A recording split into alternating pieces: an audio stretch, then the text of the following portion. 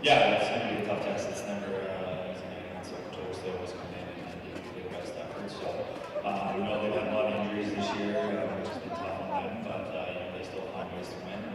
They got two big wins in terms of one road in overtime, and then the big win up there against Black Ball. So they're feeling pretty good about themselves, and they feel like big wins and whoever's in the line. It doesn't matter who's in the result. So it'll be a tough test tonight. We can't overlook them.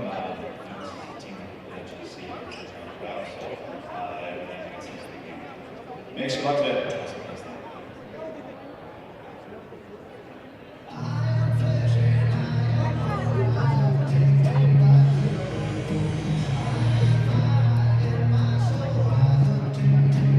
Providence command Logan Sawyer. Here he goes dancing into the home toast. Driving to the net. One goal from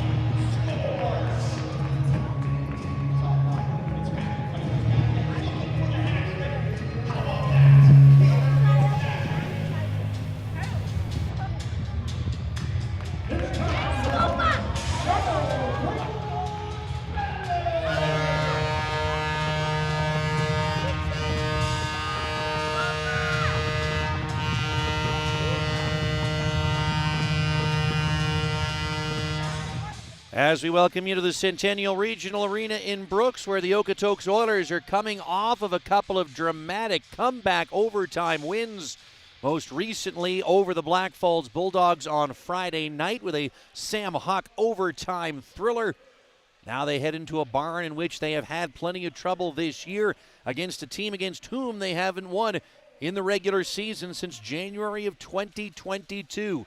Oilers riding high. Brooks also coming off of an overtime win over Sherwood Park in their most recent home game last weekend. This will be the only game that the defending AJHL champs will play on this weekend. For Okotoks, the lineup remains just as short as it was on Friday night. They'll go to Mikkel Kingo once again between the pipes, but will again be playing with just 5 defensemen.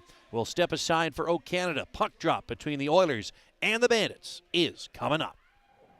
Oh, Canada, our home and native land, true patriot love, in all of us command.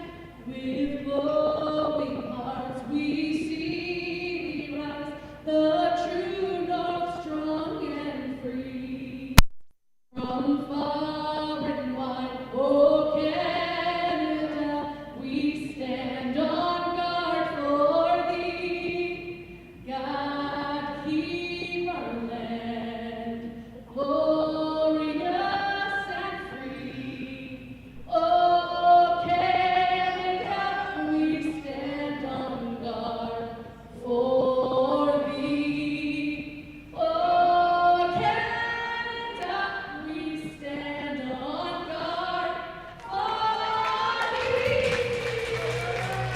anthem is over and we're set for puck drop here from Centennial Regional Arena just south of Brooks, Alberta, as the Okotoks Oilers try to make it 3 consecutive wins, taking on the Brooks Bandits. Today's starting goaltenders for Okotoks, Mikkel Kingo will make his 18th appearance of the campaign. He has a 12-4 record with a 2.69 goals against average and .892 save percentage.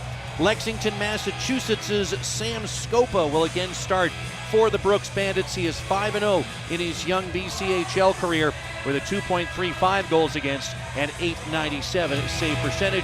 Scopa stopped 18 of 21 shots the last time these two teams played, and 19 of 21 shots the game between these two teams before that, as it's iced by Okotoks right off the opening draw, and the face-off will come back down into Oiler territory.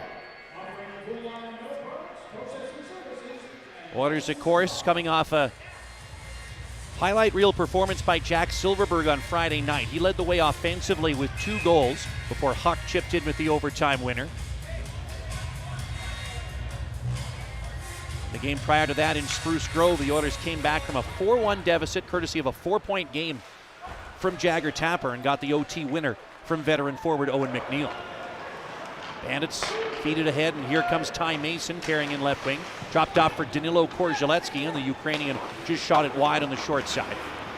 Comes back down to the corner, and it's dug free for Dean Spack, the captain trying to chip this one out of the zone. And he does get it free for Connor Gorley to cut through center and into the Brooks end. He opened the scoring the last time the Oilers were here, tucks it in behind the net, and it rolls off a stick and away to that far side wall. Spack gets it back down low to Gorley. He tucks it in front, and it's intercepted by Korzheletsky, who was pressured at the end wall of the Brooks zone. That allows the Oilers to scoop it up. Owen McNeil protecting the puck along the near side boards. Leaves it in, Ryder denies, pokes it back down low. Battling forward is Brett Wilson down at the end boards. He'll come away with it at the far side. Give it to Sam Huck at the left circle with a wrister that ramps off the stick of Ty Mason and up and out of play. Sam Huck's overtime game-winning goal on Friday night was his 32nd overall of the campaign. It moved him ahead of Jonathan Turk to become the 3rd highest goal-scoring player in the history of the Okotoks Oilers, and his next goal will tie him for second place with Johnny McInnes, who's the highest-scoring American in Okotoks Oilers history. And it's dig this one free, and here they come with Mirko Budazzoni carrying in left wing side. He's down to the corner with it, centering pass, and from the side of the net, Peluso couldn't quite deflect one in on goal. Lalonde keeps the pressure on. Then Hawker had it caught in his skates, so Peluso took it away. His sharp angle shot ricochets wide of the Oiler net. Kept in right point, Budazzoni for Brooks. Cuts down the wall to the corner. Feeds it in behind the net for Lalonde. He takes a bump from Brendan Hawker, but Budazzoni recollects the near corner. Leaves it for Luke Marshall to cut down the wall. To the corner where he tangles up with a defender and loses his helmet. Cade Turner able to knife it ahead to the blue line, and Huck just gets it out to the red. But the Bandits right back to swarm him in front of the penalty boxes. The battle, though, was won by Brett Wilson, who flicks that puck down to the right corner of the Brooks zone. Bandits take it back there. And break it out to Lalonde near side, but it got caught up in his skates. So the Oilers will dig away at this puck down here. Hayden Fechner in on that board battle. As Roland chipped it to the slot, but the Bandits take it back with just over 2 minutes gone in our game and no score here in Brooks between the Oilers and Bandits. Oilers turn it over at their own blue. Brock Such carries in right wing side. Backhands one to the end wall of the Oilers zone. Ryland Brown swarmed back there. Got it free, and Silverberg chopped it up the boards. Took a bump from McCall, who ended up falling as Silverberg kept his footing, but the Bandits got the puck. It's Nathan Free zigzagging out to the high slot, puts it right circle. Liam Davidson's wide open to shoot, but getting in the way at the last second was Fechner. Then it's put back in front. Roland took it away, then overskated it, but Free didn't get a shot away immediately. He'll retreat to the far wall and then cut up to the high slot again. Nathan Free drops it off mid-blue line to McCall, shoots through traffic, save Kingo in the butterfly, and it comes off to the far side. Brown didn't get anything on the pass, so it's taken back, and it's Sawyer in the left corner of the Okotoks zone. Cuts up the wall, puts it to Davidson, long shot, blocked on the way through by Sam Hall. And the St. Lawrence University commit has to curl away from the pressure of Logan Sawyer, and he'll burst his way out to his own blue. Feeds this ahead, and that's knocked into the O zone by Fechner, but out of the reach of Tabor, Alberta's Cade Duell, which is just south of this very rink along Highway 36. This is carried in by the Bandits, and a shot's right on from Josh Weave, and the rebound was just backhanded wide of the Okotoks cage. Cleared all the way down to the Brooks end and swung the other way by Keith McInnes. Here comes Brooks once again. Carried in, Liam Fitzpatrick shoots, and that is wide of the Okotoks net. Duel overskated it in his own end, denies him to bump a man off the puck though, and that allows Cade Duel to get it out to Thomas Matt, who gains the red line. Pokes it over the Brooks blue. Back to get it is McInnes at his own end wall. He'll rim it around to the far side. Brown trying to intercept, but he overskated the puck again, and it's knocked out to the red line, and the Oilers can recollect with Ryland Brown leaving for Brendan Hawker. He's out to the red line with it. Bounces one, not in deep. The Bandits glove it down right away and fire it the other way. Here's Buttazzoni at his own blue line. The Langley, BC native, cuts through center ice, puts it right wing for the carry in by Boslin, and he'll put it to the side of the Okotoks net.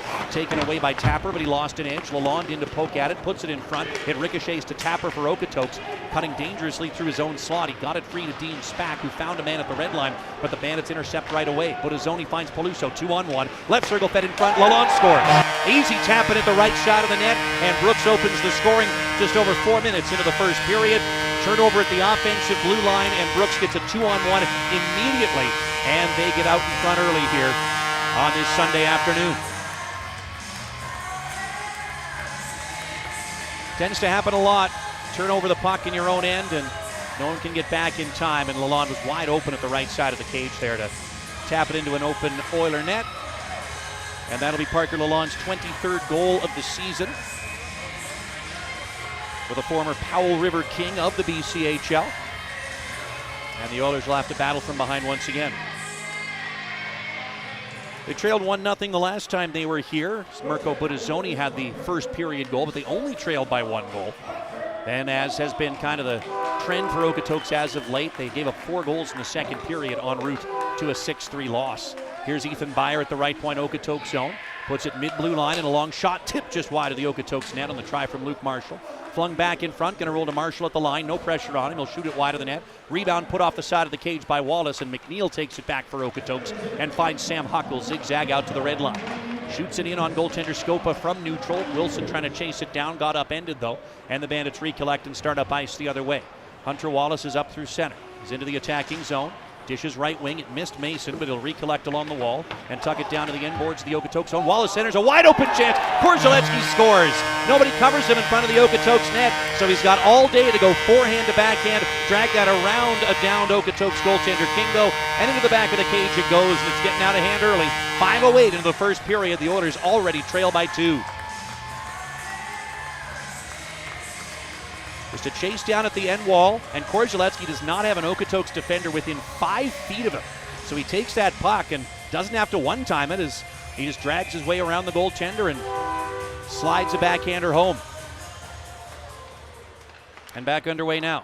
With Okotoks, again, the trouble has been on the defensive side, and they've spotted Brooks a 2-goal lead on just 4 shots on goal in just 5 minutes of play. Lalonde takes one away, drops it off, Buttazzoni shoots, and that's blocked, and it's caught in the skates of Fetchner. Cuts up ice now for Okotoks. Jams it out to the red line. It's taken right back by Matthew Taillefer and put back into his own end. And here come the Bandits on the attack once more. Carried in right wing by Taillefer down to the corner, and in behind the net against Fetchner. He'll cut up the far side wall with it, and to the high slot, put it right side. Buttazzoni's shot is off his stick. Bouncing puck, Peluso recollects. Oh, man, they're just holding on in the O-zone some more, our Brooks. Here's Buttazzoni right half wall. Spins away from pressure. Puts it across, wide open. McInnes shoots, and Kingo makes the butterfly save and holds on for another whistle. Brooks playing like it's a power play here with 6:06 gone in this first period. Shots are 5-1 in favor of the home side Bandits, and the Oilers trail by 2 goals. Faceoff will be to Kingo's right in Oiler territory. Jagger Tapper lining up against Logan Sawyer.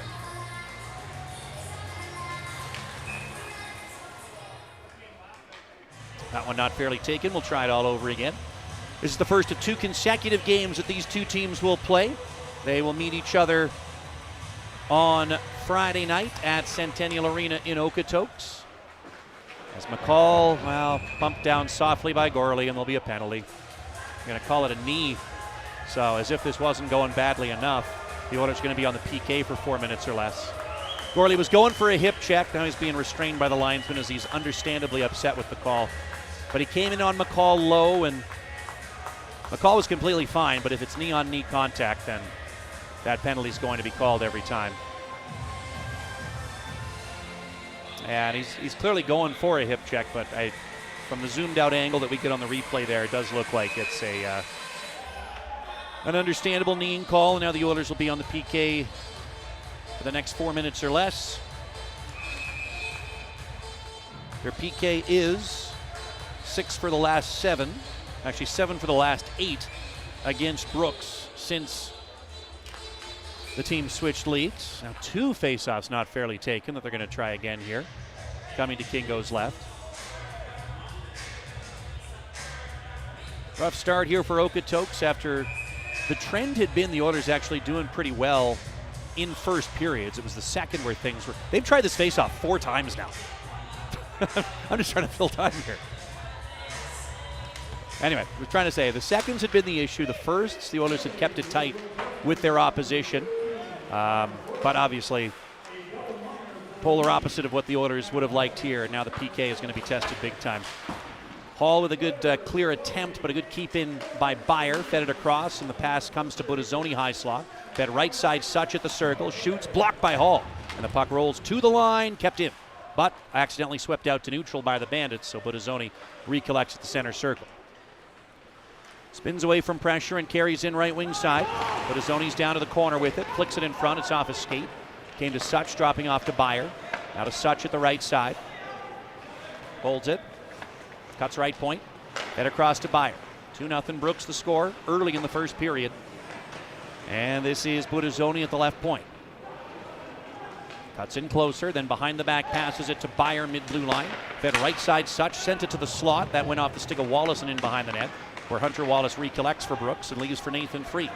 Puts it behind the net for Wallace. Came back to Free. He gets bear hugged a bit by Brown. Now we'll get a corner battle in the far corner of the Okotoks end. 2:48 to go in the kneeing penalty to Connor Gorley of the Oilers. And off the battle, it's flicked in front of the Oiler net, but out of Such's reach. So Rowland tried to chase it down at the blue, couldn't quite get there in time, but Hall gets to the loose puck, and he one-times it all the way down into the Brooks end. 2:30 to go in the double minor to Gorley. Oilers trail by 2 here, with just under 8 minutes gone in the game. Nick Peluso is up the right side for Brooks. Through center, he pokes it ahead of Ryder Denies, down to the right corner of the Okotoks end. Wallace gets knocked down at the end wall, but Ty Mason will get to this in the left corner. Rim it out to the point for Sawyer. Fed mid-blue line to Liam Davidson. Now right side Peluso, back across, looking for Sawyer, but an alert poke check by Silverberg disrupted it. Sawyer recollects, gets it down low to Mason. It's a 2-on-1 down low. He shoots right on. The rebound's loose at the side of the net and cleared out of there by Cade Turner. Peluso the keep in though. Here he is at the right point. Fed down low to Wallace. Sent it off the outside of the post. It'll come to the far wall for Logan Sawyer. 1:45 to go in the power play for Brooks. Fed right circle, Peluso shoots. That's off a body and wide. Slapped the other way by McNeil, and that will catch the dasher and roll all the way down the ice. Minute 35 to go in this power play for Brooks. Sam Huck in on the forecheck here. Takes it away in the offensive zone. He's along the left wing side. Is Huck shorthanded. Trying to center one, looking for Tapper, but it ricochets up and out of play. So 3 shots allowed in this power play, but none find the back of the net. Some alert shot blocks, but certainly also some good opportunities for Brooks on this extended double minor power play. Minute 25 to go in the minor to Connor Gorley. The face-off lead to Sam Scopa's right in Brooks territory.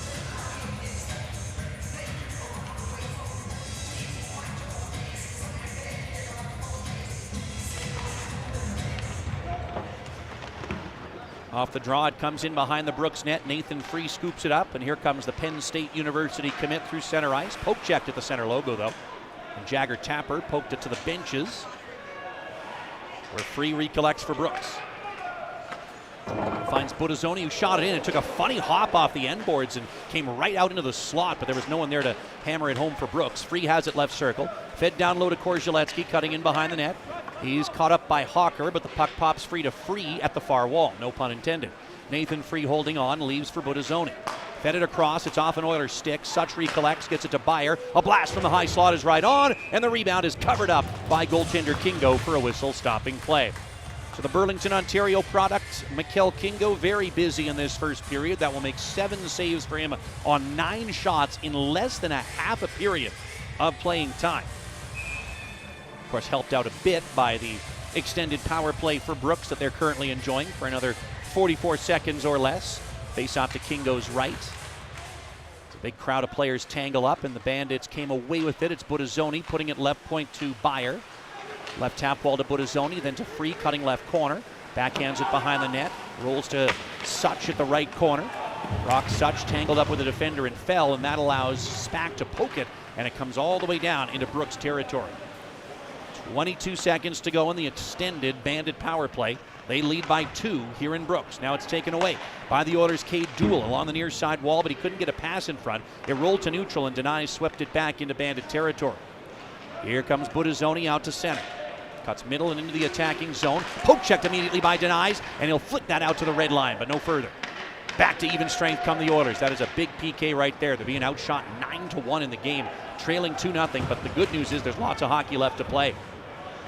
Byer recollects at his own blue for Brooks. Now it's Alex Boslin putting it to the opposing blue for the carry in by Wallace left side. Fed in front, 2-on-1 again. Fed across to Weeb right circle, shoots right on. The rebound, he tried to bank it in from the end wall, and it was stopped by Kingo as well. Rebound bounces back in front, and Kingo gets on top of it for a whistle-stopping play. That is another clear-cut 2-on-1 down low. Brooks is robbed on it, and the Oilers can keep the deficit at just 2 goals for now. We'll be back. Okay, we're up here in Section S with Rick with Boston Pizza Trivia. Yes, he guessed 2 out of 3 questions correctly with a $25 gift card to Boston Pizza. Ready to go? Question 1. Which Bandit was just named the BCHL Alberta Division Player of the Week? Budazzoni. That is correct. Question 2. Which country is Bandit's defenseman Liam Davidson from? Norway is also correct. You've already won. Let's go for the 3 for 3. Which BC team did the Bandits beat in the 2019 Junior A Championship we held here in Brooks? Prince George Spruce Games. That is correct. Congratulations. You won a gift card courtesy of Boston Pizza. And just a reminder, Bandits Cash Raffle tickets are on sale for $50 each. The grand prize is $25,000. The draw will extend until March 29th. So get your tickets soon, because the draw will be coming up shortly.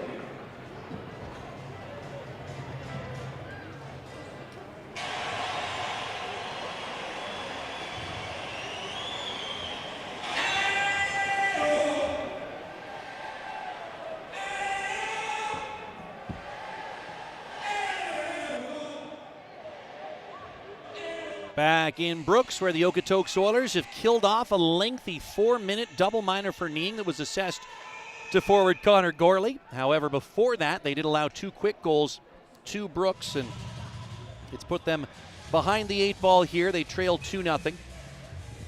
Goals from Parker Lalonde at the 4:19 mark, and then Danilo Korzeletsky at 5:08. So 2 goals in the span of less than a minute. Both no doubters. One a backdoor tap in from Lalonde. The other, Korzeletsky, was wide open in front of the Okotoks net to cut around the fallen goaltender and slide a puck home. Offside carry in here by Okotoks. Drew that last whistle that cut the air, and with 9:13 to go in this first period and an 11-1 shot lead for Brooks in this game, we'll have another face-off just outside the Brooks end. Oilers have come back from bigger deficits than this. They were down by 3 in Spruce Grove a few games ago. Well, 2 games ago to be exact. As Brett Wilson off the draw carries in and shoots one that is gloved down by goaltender Scopa for a whistle-stopping play. What a campaign Wilson has had after captaining the Calgary U18 AAA Flames to a league and regional championship last year, where he was a more than point a game guy for them, 37 points in 31 games. He's got 17 goals, 17 assists, a 34-point rookie campaign in 51 games for Brett Wilson. 53 games, I should say. This is his 54th here tonight. For an 06-born forward who is still minor hockey eligible, as it's taken away here by the Oilers in their own end. Wilson was an affiliate with Okotoks last year, as McNeil settles this one down and cuts in along the right wing side.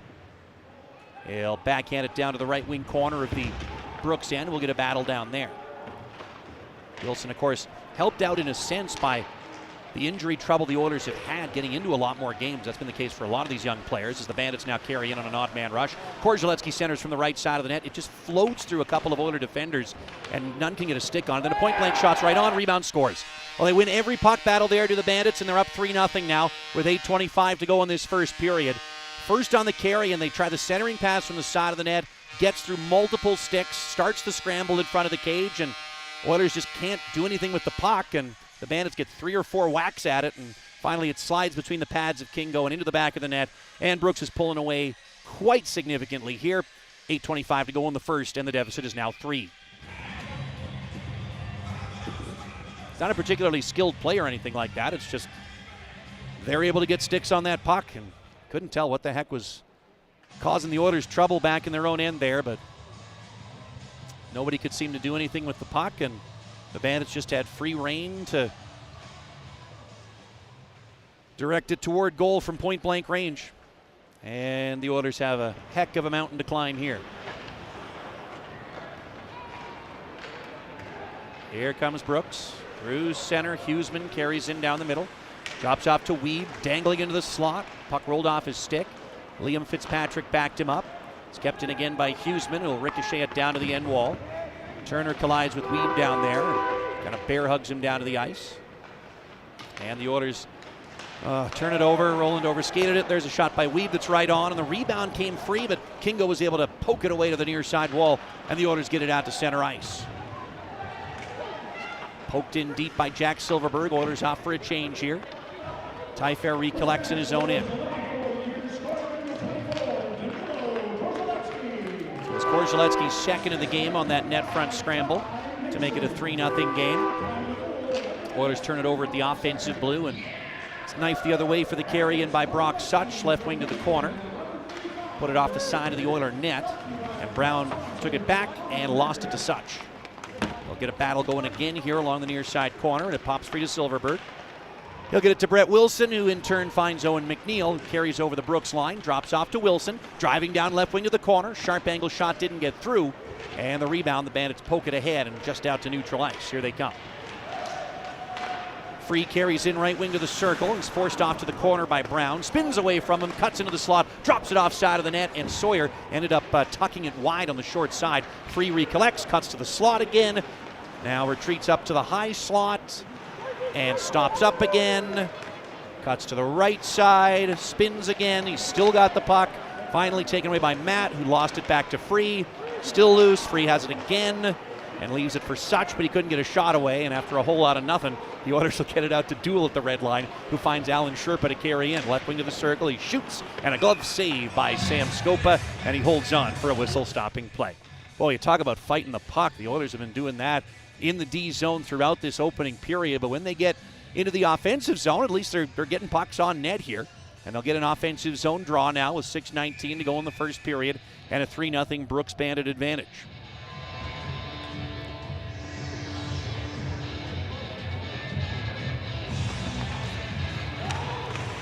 Off the draw, Liam Davidson for Brooks. Put it far side, Budazzoni, flicked it up the wall.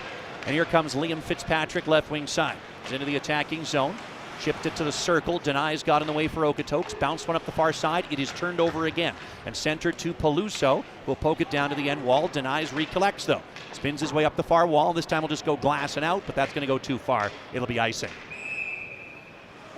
Well, you don't have many good options against a very well-executed Brooks forecheck in this first period. If you try to make a pass, odds are they're going to get in the way. And if you try to go glassing out, the puck's going to roll all the way down the ice, and you end up right back where you started from with a face-off back in Okotoks territory. It'll be to Kingo's left. As Liam Fitzpatrick in to take the draw, younger brother of overage forward Kalen Fitzpatrick, who's off to Clarkson next year. Or is he still, did that one change? I'm going off memory sometimes. They change sometimes. Fitzpatrick isn't playing tonight. The elder, that is. The Oilers ice it again off the draw, by the way. The elder Fitzpatrick was, of course, an enormously productive scorer for Okotoks.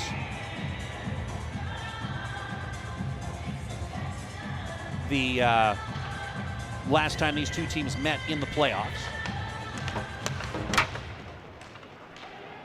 That 6-game South Division semifinal that the two teams had last year. Oh yeah, no, Fitzpatrick is still Clarkson. Is Clarkson. Committed to Clarkson. All right. I didn't expect to be doing this on a Sunday afternoon. Don't expect the A+ game from me. Here comes Ryder Denies. For Okotoks out to the red line. Flicks that one in deep of Brooks territory. Back for it's Liam Fitzpatrick. He'll knife this one ahead, and Budazzoni flicks it for Peluso to carry in down the middle. They'll cut right wing side and tuck it back down low. Roll over to Silverberg, dropped it off, picked off, Wallace wide open to shoot, and a point blank save, or it may have gone off the bottom of the post. Either way, Kingo didn't let it get through, and puck will come all the way back down into Brooks territory. Korzaletsky in his own end finds Ty Mason at neutral. His pass picked off by Brown, though, gets it to Hayden Fetchner. He'll carry in right wing side for Okotoks and down to the corner. Met back there by a couple of Brooks defenders, they take it away. Their outlet pass went off an Oilers stick, but still came free for Wallace to speed in left wing side. He'll weave to the high slot, dish it right side to Korzaletsky down in the corner. He's met by Silverberg, still tried to flick one in front. It was blocked on the way through. Oilers couldn't get it out. Korzaletsky centers, 2 on nobody down low, and a sprawling save by Kingo on Wallace, who recollects the puck and puts it in front, and Korzaletsky couldn't one time at home. That was a sprawling right pad save by goaltender Kingo on what should have been an easy tap-in once again for Brooks, as they had 2 forwards on either side of the Okotoks net with nary a defender near him. Now the Oilers will just fire this puck all the way down ice. Wilson's going to beat out the icing. Brett Wilson at the end wall of the Brooks zone. Bumped into the boards by Marshall, who takes that puck away, fired it all the way down, and now the Bandits will beat out the icing as Weed gets there in the left wing corner.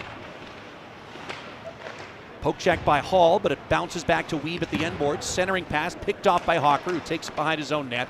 Feeds it ahead for Matt, who just got it out to neutral. Sent back in by the Bandits, and the Oilers recollect with Hall behind his net with 3:42 to go in the first, and the Oilers trailing 3-0.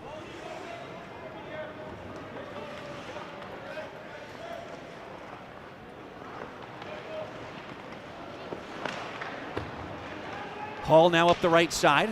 Dropped it off for Alan Sherpa. Fed it to Hawker. Dished it up the middle, and the Bandits take it away. Weeb drops it off to the slot. Hawker takes it right back. And puts it off the glass, and that might go all the way down. Nope, icing waved off as McCall got there first for Brooks. Now starts up ice for the home side. Carries into the offensive zone. 3 Oilers come over to cut him off. He's still got the puck down low, though. Denies got there first for Okotoks. Spins it to the far side boards. Cade Duell couldn't get it by one forechecker, but he recollects the puck. Cuts in front of his own net, and now cuts in behind. Puts it far side to Denies. Fed ahead Spack. Couldn't corral it. Carried back in by Free for Brooks. Fed it across left side. Sawyer put it in front, and tied up at the net front was Brock Such, and a good play from Duell. Now it's Free at the right half wall for Brooks, cutting to the circle. Shoots, blocked by Hawker, and the puck bounces to the far side boards. Dropped off Sawyer left point. He'll skate to the middle, drop it off to Free at the blue line. Dropped off again to McInnes mid-blue. He put it right side Sawyer with a sharp angle slapper that Kingo has trouble holding on to. Hawker is swarmed in behind the net. Comes free to Sawyer. It hopped off his stick in the high slot, though. Duell couldn't quite get it out. Here's Such in the high slot shooting, and it's off a stick and out of play. Sort of an oddly set up play by Brooks as it ended with a one-timer by Such from kind of the bottom and outside of the right wing circle, almost in the right corner, that he was trying to one-time at home. Probably trying to sneak it over the left shoulder of goaltender Kingo, but it ended up being a low shot. Kingo got down, got in the way, but then the puck popped free and chaos ensued. Oilers were able to at least settle it down. And now there's going to be a lengthy discussion over at the Brooks bench over a line substitution, because that's the kind of day it's going to be.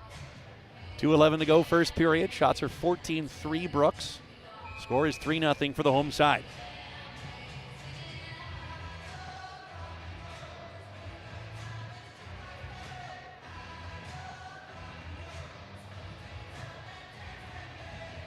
Finally, we're ready to go. Face off at the near circle of the Oilers zone. Off the draw, Sawyer tried to dangle in front. Roland got in the way and banks it out to the red line. Battle in front of the penalty boxes. Rolls into Brooks territory. And Davidson has to chase it down in the far corner. Took a hard crunch from Fetchner and got knocked down, but got the puck out to the red line nonetheless. And the Oilers, Turner just knifes it to the penalty box boards, and Tyfair intercepts for the Bandits. Leaves it for Free to put it ahead. Such is into the right circle, and he misses the net on a hot wrister that's going to ricochet all the way back into Brooks territory. Liam Davidson the recollect. Tape to tape for Nathan Free. Still in his own end, though. He's going to make a couple of more spin moves away from pressure. He's probably going to get dizzy at some point. But not now, as he is sent flying on a hip check by Sam Huck at the red line. Pops right back up and is okay. Takes a run at Huck, but misses him in front of the Brooks bench. And the puck's still in Bandit territory. Puck down at the end wall as Davidson settles it down for the Bandits. Minute 12 to go in the first period. Oilers still trail by 3. Ty Fairbanks it off the far wall. Not out. Here's Tapper down the right boards. Hip checked into the wall. Wilson doing battle here. And it rolls free to the Bandits. Denies poke checked at it at the right point. It's lying in the high slot. Tapper's got it, cutting right circle. Fed it across, and Gorley was tied up. He couldn't get a stick on that puck. We've actually got 45 seconds to go in the first period now as the Bandits clear to center and Denies settles it back down. Spun back into Brooks territory. It's cleared all the way back down to the Oilers zone, and Hall settles it down for Okotoks. Knifes it over to Tapper with 27 seconds. Oh, put it middle and almost picked off by Budazzoni in the slot, but he dropped his stick in the process, so he couldn't charge in on what would have been a breakaway.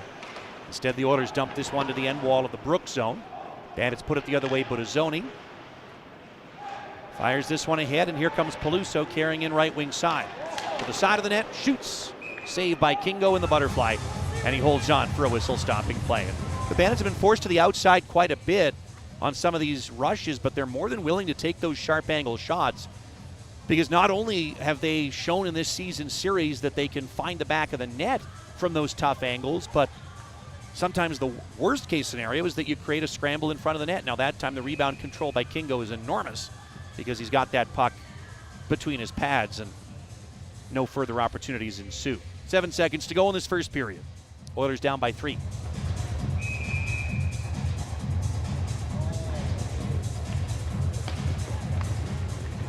Bandits won the draw with a kick, but Fetchner chased the puck down. Couldn't get it away from Byer at the point, though. He gets pushed by Roland into the far glass, and that will send us to an intermission, and then Byer will step up on Roland and try to punch him in the face.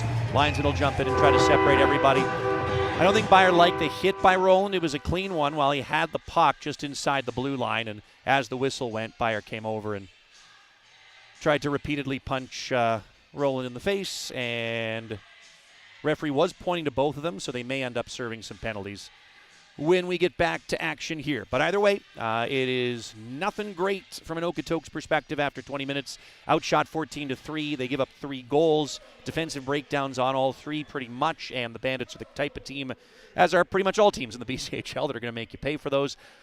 Good news, 40 minutes of hockey left to play. You just need 3 goals in those next 40 minutes, and no time like the present to have the best second period of your campaign. We'll see if that's what's in the offing for Okotoks when we return on Oilers Hockey on Flow Hockey and the Oilers YouTube channel.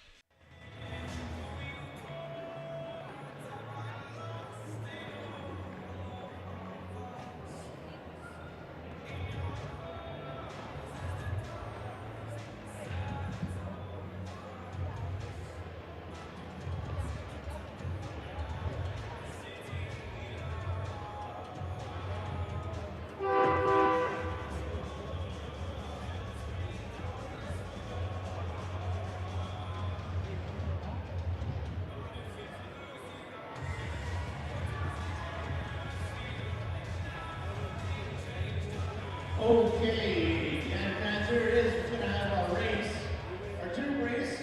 We've got 4 members of the Prairie Thunder who just won their game right before the Bandits game and started this weekend. They are going to be going for the banner.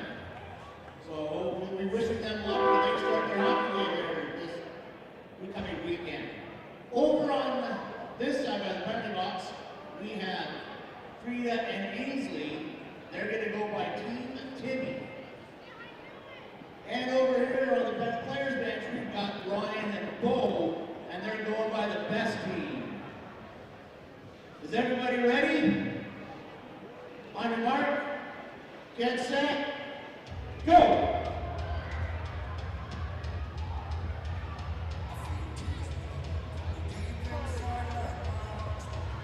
I don't know, I think it's pretty even here so far.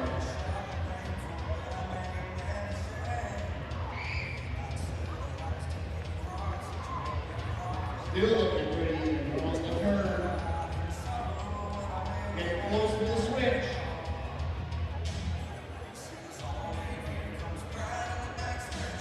Oh boy, this might be a total finish the way this is going.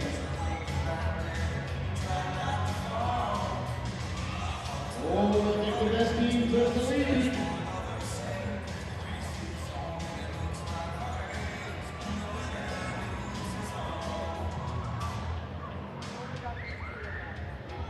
And the best team is on the straight stretch all the way home. Congratulations! Apparently they were the best team. And Burton Thunder again. Good luck in your game against Cranford to get the win.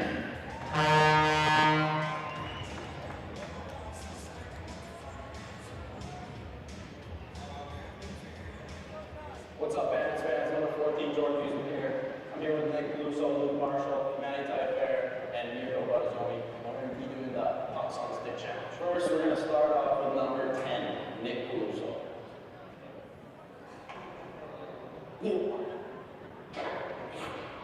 Well, I can see how this is going to be hard. Yeah, there's 4 for you. What do you think you're getting to here next? Maybe 6. Okay, that's 5. 6. Ooh. 7, 8, oh man, 9, holy cow, starting to shake, 10, got it, okay, 11, yeah, 12, oh, 13, 14, Nick Caluso here, my host leader at 14, busy your performance. I honestly think I could have done better and a little bit disappointed myself, but we'll see what the other guys got out there. Next up, I'm here with Matt Tyler, 21. Nick Caluso got 14 and he's at least 15. You got to beat by us. Yeah. He's pretty small guy too, so we should probably. Here we go. 2, 3, 4, 5, 6, 7, 8, 9, 10, 11, 12, 13, 14. Ties Nick Caluso right there. 15. 16. Oh. Yeah. We'll give you 16 there. Good job. Better than Nick Caluso. So yeah. The clubhouse leader, Manny Taillefer, with 16 pucks. Yeah, pretty happy. Beat you. We found that rally goal. If I lost it, it'd be pretty embarrassing. Next up, you want to hear number 4, Luke Marshall. Leaderboard here. Manny Taillefer with 16, and then Nick Caluso with 14. So I see why he's at the bottom. So next up, we got here. What do you think you're going to get? I think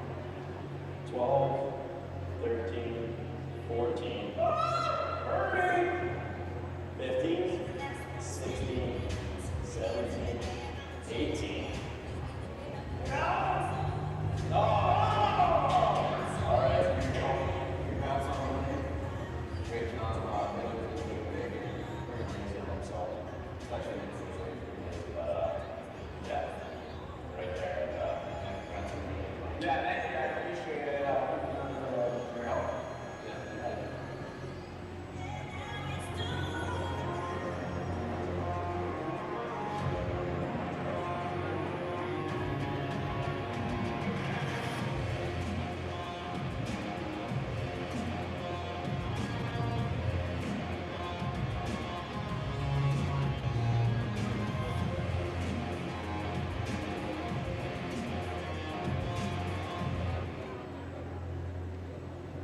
The traditional meat market. Local, fresh cut meats for our community.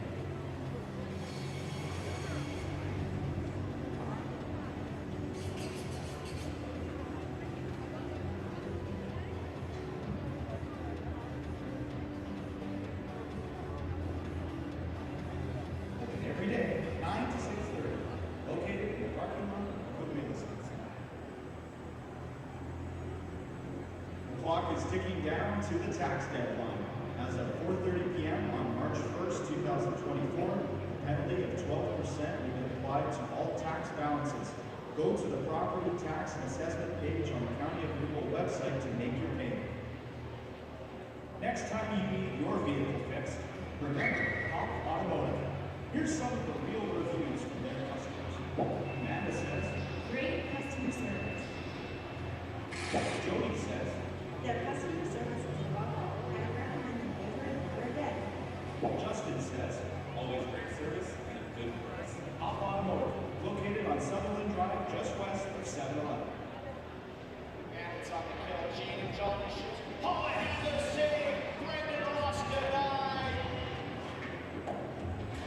Kevin helps us make great saves. He will help you to save big on your next vehicle. Continues to report. Michael has the two big in front of Simpson. One-timer. Rob Mike Johnny hits. Come down to Davis and Chevrolet Works. See Kevin, your next vehicle.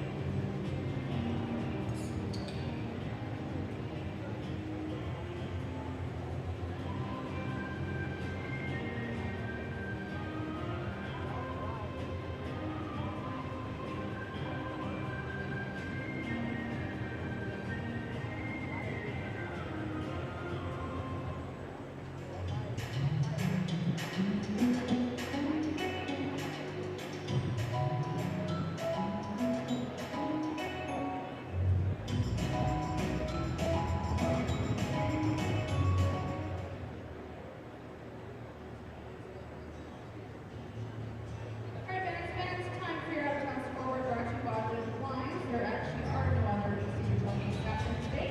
Have a couple of games in the NHL, however, we got the Coyotes over the Capitals. They won that game 5-2, and the LA Kings are currently beating the Blue Devils 4-1, 8 minutes left in the third. Sharks Wild, Jet Sabres, Canucks, Ducks, and Columbus Oilers are in action there tonight.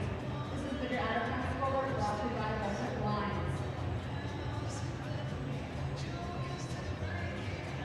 And some upcoming home games, we have the Jazz versus Oakland Oilers happening Friday, March 8th.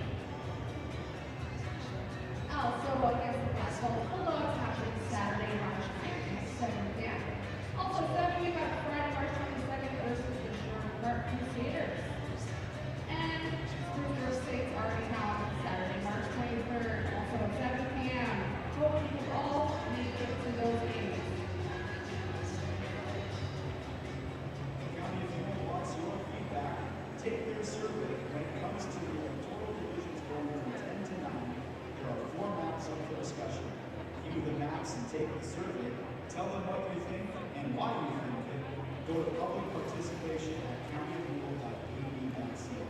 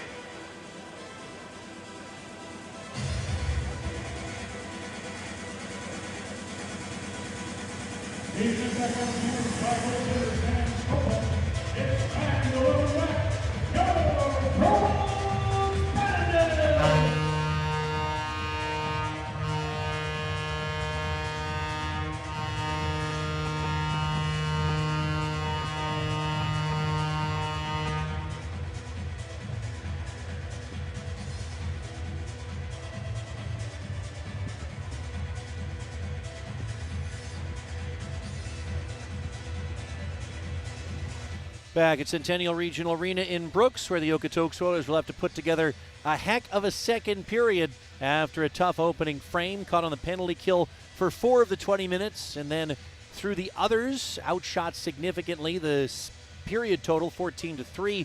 The goal total 3-0 in favor of the Brooks Bandits after 20 minutes. Goals from Parker Lalonde on a backdoor tap-in. Danilo Korzalewski was left alone in front of the net and slid home a backhander to make it 2-0 less than a minute after that. And then off a net front scramble at the 11:35 mark, it was Korzalewski getting his second of the game to give Brooks the 3-0 margin they currently enjoy. At the end of the period, Ethan Beyer and Jackson Rowland were both called for roughing minors. So we're going to start this second period 4-on-4, and right off the draw, carrying in is Hunter Wallace, who shoots from the right side, and Mikkel Kingo makes his 12th save of this game and holds on for a whistle-stopping play. Oilers, of course, have had some tough second periods, but they've been getting better and better over these last few games, including Friday night against Black Falls. The Oilers came back from 2-1 and 3-2 deficits to force overtime and then get the winner on a well-placed backhand shot by Sam Huck. So far not able to carry that momentum forward as they've turned it over in their own end again here. And Korzalewski puts it in front. Wallace put it behind Kingo. It's lying behind him, and the Oilers get to the puck first this time and get it out to Fetchner up the right wing side. Into the O-zone from the right circle. He wires a wrister, but it just missed the Brooks net. Sam Hall has it now, cutting left side, fed across. Silverberg shoots and he misses the net on maybe the best chance of the game for Okotoks right there. And now it's dug free by Wallace, and he might have a breakaway now, carrying the other way.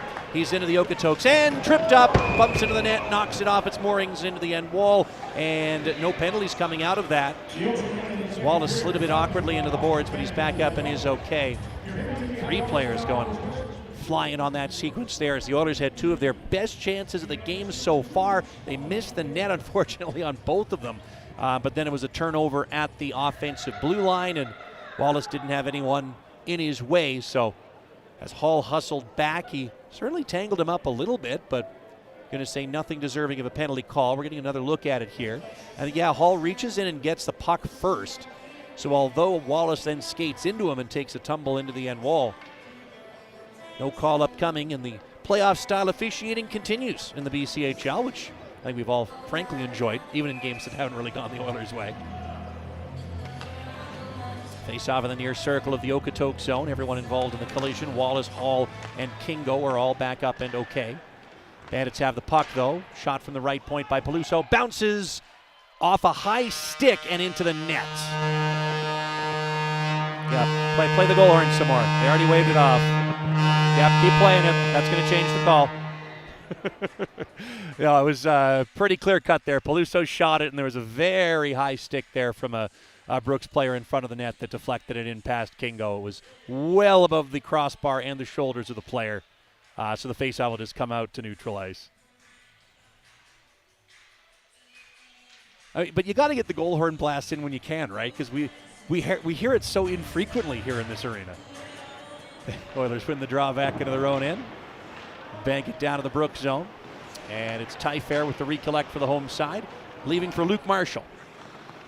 Saskatoon product, put it up the near side, turned over to the Oilers. Here's Cade Turner, putting it right corner to Sam Huck. He'll zigzag back down to the end wall, poke check by Marshall and strip to the puck. But starts a battle up again. Ty Fair in now to take it for Brooks, though, behind the net. Pressured by Huck. There's a one-man forecheck down here. And Ty Fair trying to escape that pressure. Turning with it, put it to Marshall, who just rimmed it up the near wall, and Denies nearly picked it off, but couldn't quite. It's going to come into Oiler territory, and Okotoks can recollect now. But again, their first pass in the D zone bounces off the stick of Spack and out to the red line. Now the Oilers take it again, and it'll be carried in by McNeil, who got shoved into the far wall. And the Bandits spin it near side for Peluso. Drop back Marshall at his own blue line. Passes right wing side. And Sawyer's going to cut all the way back to his own zone. Oilers will try to hurry a change here. And now Sawyer starts up ice, left wing side. Carries into the Oilers zone. Trying to get around Hawker. Got in behind the net with it. As he dropped off the puck, Hawker tried to take it. He got tangled up with a Brooks forechecker. It's a four-man battle here. 3 Oilers in on it. Can't quite take it. One player lost a stick on that battle at the end walls. The puck pops up and is gloved down by Peluso to keep the pressure on for Brooks.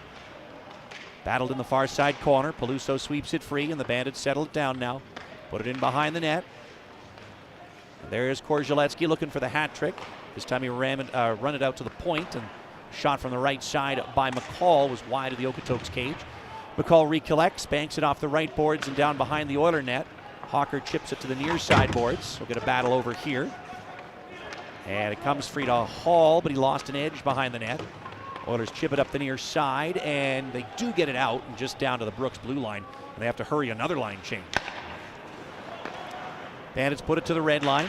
Korzaletsky again taps into Oiler territory. It's returned to Korzaletsky, high slot. Put it right circle and free shoots, and that's blocked on the way through. May have caught Kingo after it ricocheted, but either way, the puck's now behind the Okotoks net. And Korzaletsky takes it away, centers it, a chance for a free, and he just backhanded it wide as he was waltzing through the slot once again. Free's tripped up in behind the cage, nothing comes of that. Ryland Brown pokes it up the near side wall.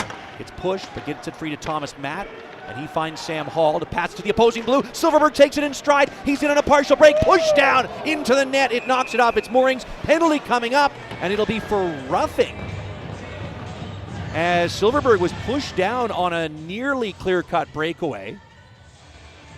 Davidson's going to get the gate here for roughing. No penalty shot being awarded.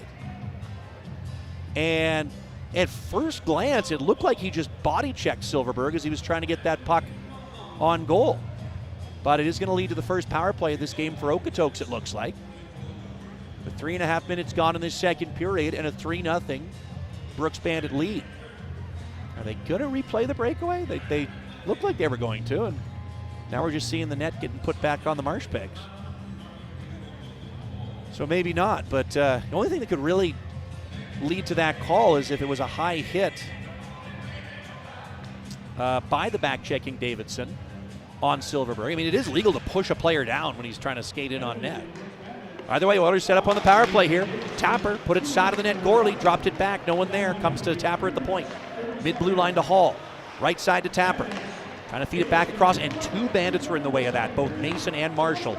Mason got in the way first, leaves for Huseman to carry through center shorthanded. Dangles around an Oiler defender. Put it middle to Mason, and he shot it just wide of the Okotoks net on the shorthanded rush. Here come the Oilers now on the power play for another minute 32. Bank down the right wall to the corner of the Brooks zone. McNeil is swarmed there. Brooks will give you no space and time when you're on the power play. And it's McNeil pressured in the right corner. Got it behind the net for Gorley to bank it out to the point for Silverberg. He'll zigzag around Mason, driving toward the left circle. Put it side of the net, Gorley centered in, and McNeil couldn't get a clean shot away. He ended up ricocheting it wide of the net. Comes to the point, and Hall shoots off a body. Loose side of the net. Gorley can't get it on goal. McNeil robbed by Scopa on a seated save as he gets the glove in the way and holds on for a whistle. McNeil looked like he had him dead to rights. He goes forehand to backhand from the top of the crease, but Scopa, while on his keister, manages to get the trapper in the way and snatch it before it finds the back of the Brooks cage, and the shutout continues for the home side. Face off to Scopa's left in Brooks territory. Those aren't the kind of saves that Brooks has needed in order to win many games, but boy does it make it easier to win them when you get them. They still lead by 3 here. Oilers have had 3 really high-end scoring chances in this period. 2 have missed the net, and that most recent one was certainly on net. But a better save by the Brooks netminder. Now the Bandits clear it down to Oiler territory. Ryland Brown back to recollect. And now here's Turner, putting it to Huck at neutral, and he overskates it as he tried to carry in. Tyfair took it away. Banks it to the benches. McCall will knife it in deep of Oiler territory. 33 seconds to go in the Okotoks power play. Pass to neutral, went off a Brooks stick. Duel gets to it though for the Oilers, but as he puts it in deep, the only man there for it's McCall, and he'll turn and clear it all the way down ice. Goaltender Kingo leaves for Cade Duel, dying seconds of this power play for Okotoks. Duel drops off to Hall at his own blue line. He'll zigzag, mishandle the puck, and then he just has to sweep it around back of the Brooks cage. 6 seconds in the power play. Oilers get to it near wall Silverberg. Put it to the right point, Brown. Now left point, Hall shoots, and a save made by Scopa with his right pad. Back to even strength here. Both teams perfect on the PK. Oilers 2 for 2, Brooks 1 for 1. Here's Liam Fitzpatrick in his own end for Brooks. Evades the forechecking Duel, and now it's swept to Ethan Beyer at neutral. He'll carry in right wing side. Got around Hall to the right corner. 2-on-1 again. Fed across. One-timer Fitzpatrick. And Kingo managed to stop it at the near side post. And he holds on for a key whistle there as the Oilers, that's got to be the 5th or 6th 2-on-1 they've allowed from below the circles. And again, the pass comes perfectly across for the one-timer from Fitzpatrick, the younger. But goaltender Kingo got over to the near post and got in the way just in time. Faceoff will be to Kingo's right in Okotoks territory.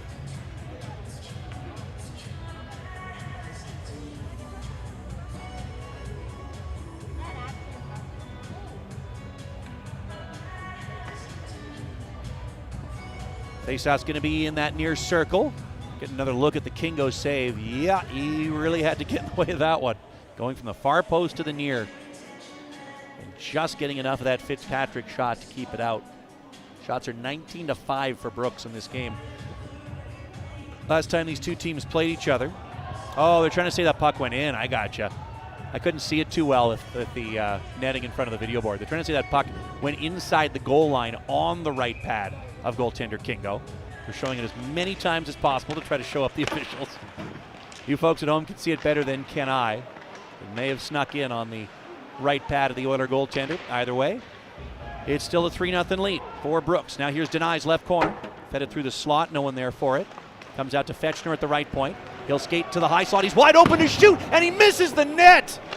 Comes back to Fechner at the left wing corner. Wow, there was not a bandit anywhere near him as he got a great chance away from just above the hash marks. And again, the Oilers have missed the net on so many of these good chances. Now Huck carries in against Boslin. Going to spin back to the left point with it. Sam Huck holding on, the Oiler leading scorer. Tried to pass it down low, but he fanned on it. He recollects it, though, himself. He cuts to the high slot now. Turns and shoots. Off a stick, loose in front. Scopa made a point-blank save on the rebound try from Fechner. And now Boslin will skate the other way for Brooks. Headed off a stick into Oiler territory. And then it's taken away by the Bandits, and Buttazzoni couldn't get a shot through from the slot as his backhander trickled wide right of the net. Their drop pass came all the way back into Brooks territory where the Bandits settle it back down. And here's Ty Fair up the left wing, slips and falls, but McCall's there to back him up. And banks it out to the red line. Weeb leaves it for carry in by Sawyer, left wing to the circle, saucered in front, and he just missed Peluso, who bumped into goaltender Kingo on the way. Peluso recollects at the end wall. Cuts in behind the net, drops it off. Hall takes it away from him. Passes ahead. Here comes Dean Spack. Chips it right side to Tapper, who's preemptively hit. Puck is still knifed in deep by Gorley, but McCall gets there first. Knocked down by Spack. Referee blew the whistle, and McCall starts punching at Spack, who then drops his gloves. But the linesmen are in between the two of them right away. And I don't know what's going to come out of this. I don't initially know why the whistle went, as the puck came behind the Brooks net, and as McCall touched it, Spack hit him. Going to look at it here, but also trying to keep an eye as Gorley's coming over trying to challenge McCall to a fight. And I just don't think Brooks is going to be interested in a fight here when they're up 3-0. Like, this isn't going to lead to anything good. But Spack goes in the box, and was the call, so the call, yeah, was on the initial hit by Spack on McCall. He then gets back up, starts shoving at Spack. Spack then dropped his gloves, and now Gorley's going to get a penalty as well, I think, for skating around and challenging all the Brooks players. He's really unhappy, but again, it's not really a shocking call.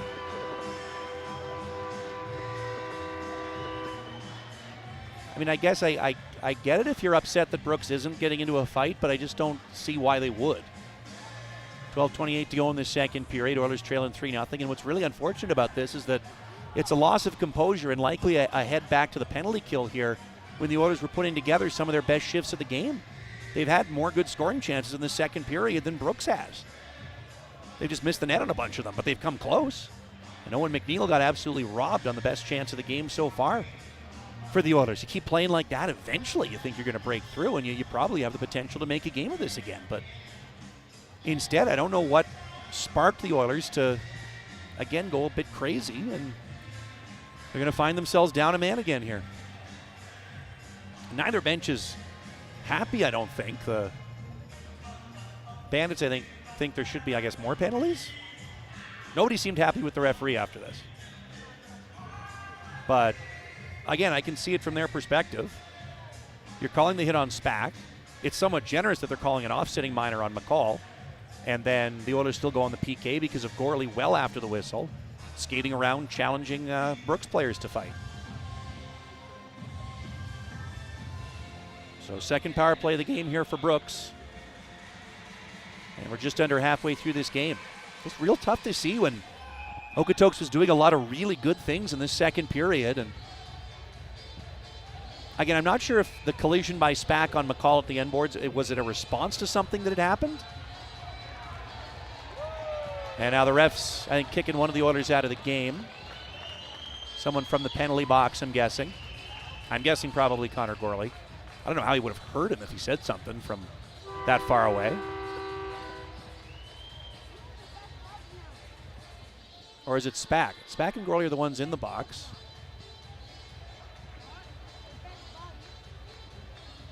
And now the ref's skating away from the box here.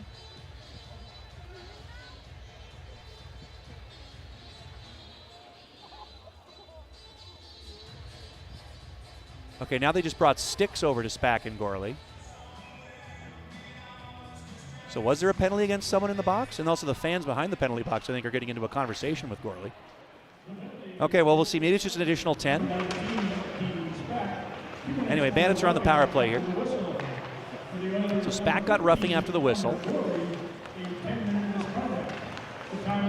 Okay, so yeah, there was no offsetting against McCall. Gorley just gets a 10.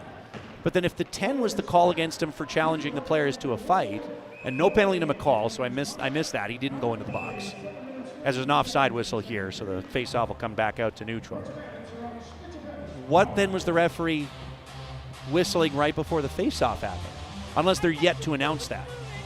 But if Gorley had been assessed a second 10-minute misconduct, that would be an automatic game. So why would he still be in the box? Anyway, doesn't matter. We'll figure it out. Nathan Free at the red line for Brooks. Drops back to Byer. Now fed right side, and Such tried to chip it in deep, but it went off an Oilers stick and back into Brooks territory. Here's Byer. Byer feeds ahead for Korzaletsky. He's out to the red line. Drop back for Free. He'll speed through center and into the attacking zone. Dropped off Budazzoni, puts it middle to Byer. Back to Budazzoni, left point. Back to Byer, right point. Fed it down low. It's returned to Byer. And now mid-blue line Budazzoni. Fed right side Such at the circle. Brock Such back skates to the right point. Saucers across to Byer, left point. Fed it left tap wall, Budazzoni.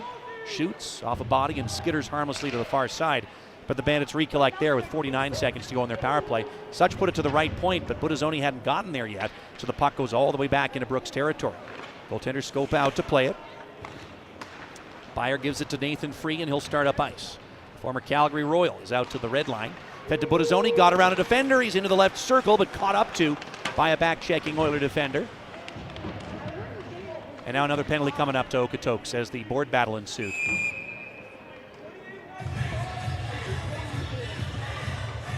So hooking is going to be the penalty as that battle along the wall ensued. And Owen McNeil gets sent to the box. So Brooks gets a 5-on-3. I've seen a lot of hooking in this game. I couldn't see that one because the corner booth we have here in Brooks, literally that part of the ice is where we cannot see. That's sort of near boards in what's, in this period, the Okotoks zone. But they'll say McNeil got a stick parallel, and it'll send the Oilers to their third penalty kill. It's going to be 5-on-3 here for the next 24 seconds. Brooks has it right point. Peluso fed mid-blue line Davidson. Put it left circle. It's fed across Peluso. Fed it to the back door, and it just missed his target. And the Bandits recollect, get it to Davidson. 11 seconds in the 5-on-3. Peluso right point. Put it down to the corner. Back to Peluso. One-timer. Misses the net. Ricochets up the near side, and Davidson keeps it in. Right side Peluso. Fed it down low. There's Sawyer. Oilers get one man back. It's a 5-on-4. Bandits put it across, just missing Mason at the left circle. Davidson in to keep it alive for Brooks. Puts it to Mason, left point. Fed right side, and Sawyer's one-timer off the post. But from another very sharp angle. Taken away by Spack, couldn't quite clear, but now Roland takes it, and he'll turn and lift that puck all the way down into Brooks' territory. Oilers get a change in. Minute 10 to go in the PK. Here comes Logan Sawyer. Knifes it left wing for Wallace to carry into the corner. Shoots, pad save made by goaltender Kingo on the sharp angle try. And the Oilers from behind their own net lift a clearance that goes all the way down the ice. Well played. 52 seconds still to go on the power play for Brooks. Logan Sawyer's up the right wing side out of Orangeville, Ontario. The Providence College commit.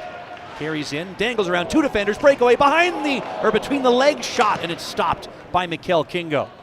As that one would not have been fun to watch on every Brooks highlight video for the next 20 years. So thankfully it didn't find its way into the back of the net. Sawyer dangled around two Okotoks defenders and then maybe tried to be a little too fancy with the between the legs shot. But yeah, he's pretty good when you let him go in on your goaltender alone. And here's Korzaletsky at the right half wall Okotok zone. 15 seconds to go in the power play. Budazzoni keeps it in right point. Cuts down the wall to the high slot with it. Puts it left side. McKinnis shoots off the glove. Another big rebound, but chased down by the Oilers. It cleared all the way down the ice by Ryder Denies. Oilers are back to even strength. So 3 for 3 on the penalty kill against Okotoks tonight, but they trail the game 3-0. Now they've killed off the penalties. Can they reclaim the momentum they were starting to build here in this second period? They were looking pretty good. Here comes Jagger Tapper. Fed to the opposing blue. Good pickoff by Byer, and then that means Duel touches it offside. So we'll step aside. Oilers still trail by 3.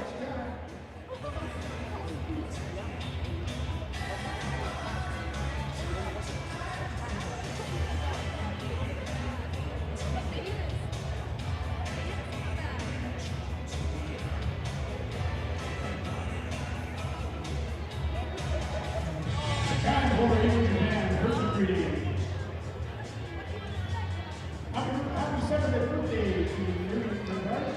Happy birthday to Grace Rose. Happy 72nd birthday to Rick Evans. Happy 15th birthday to Kevin Nielsen. Happy 70th birthday to Jerry Woods. Happy 16th birthday to Tori Vandenberg. And winner of today's birthday goes to Kevin Nielsen.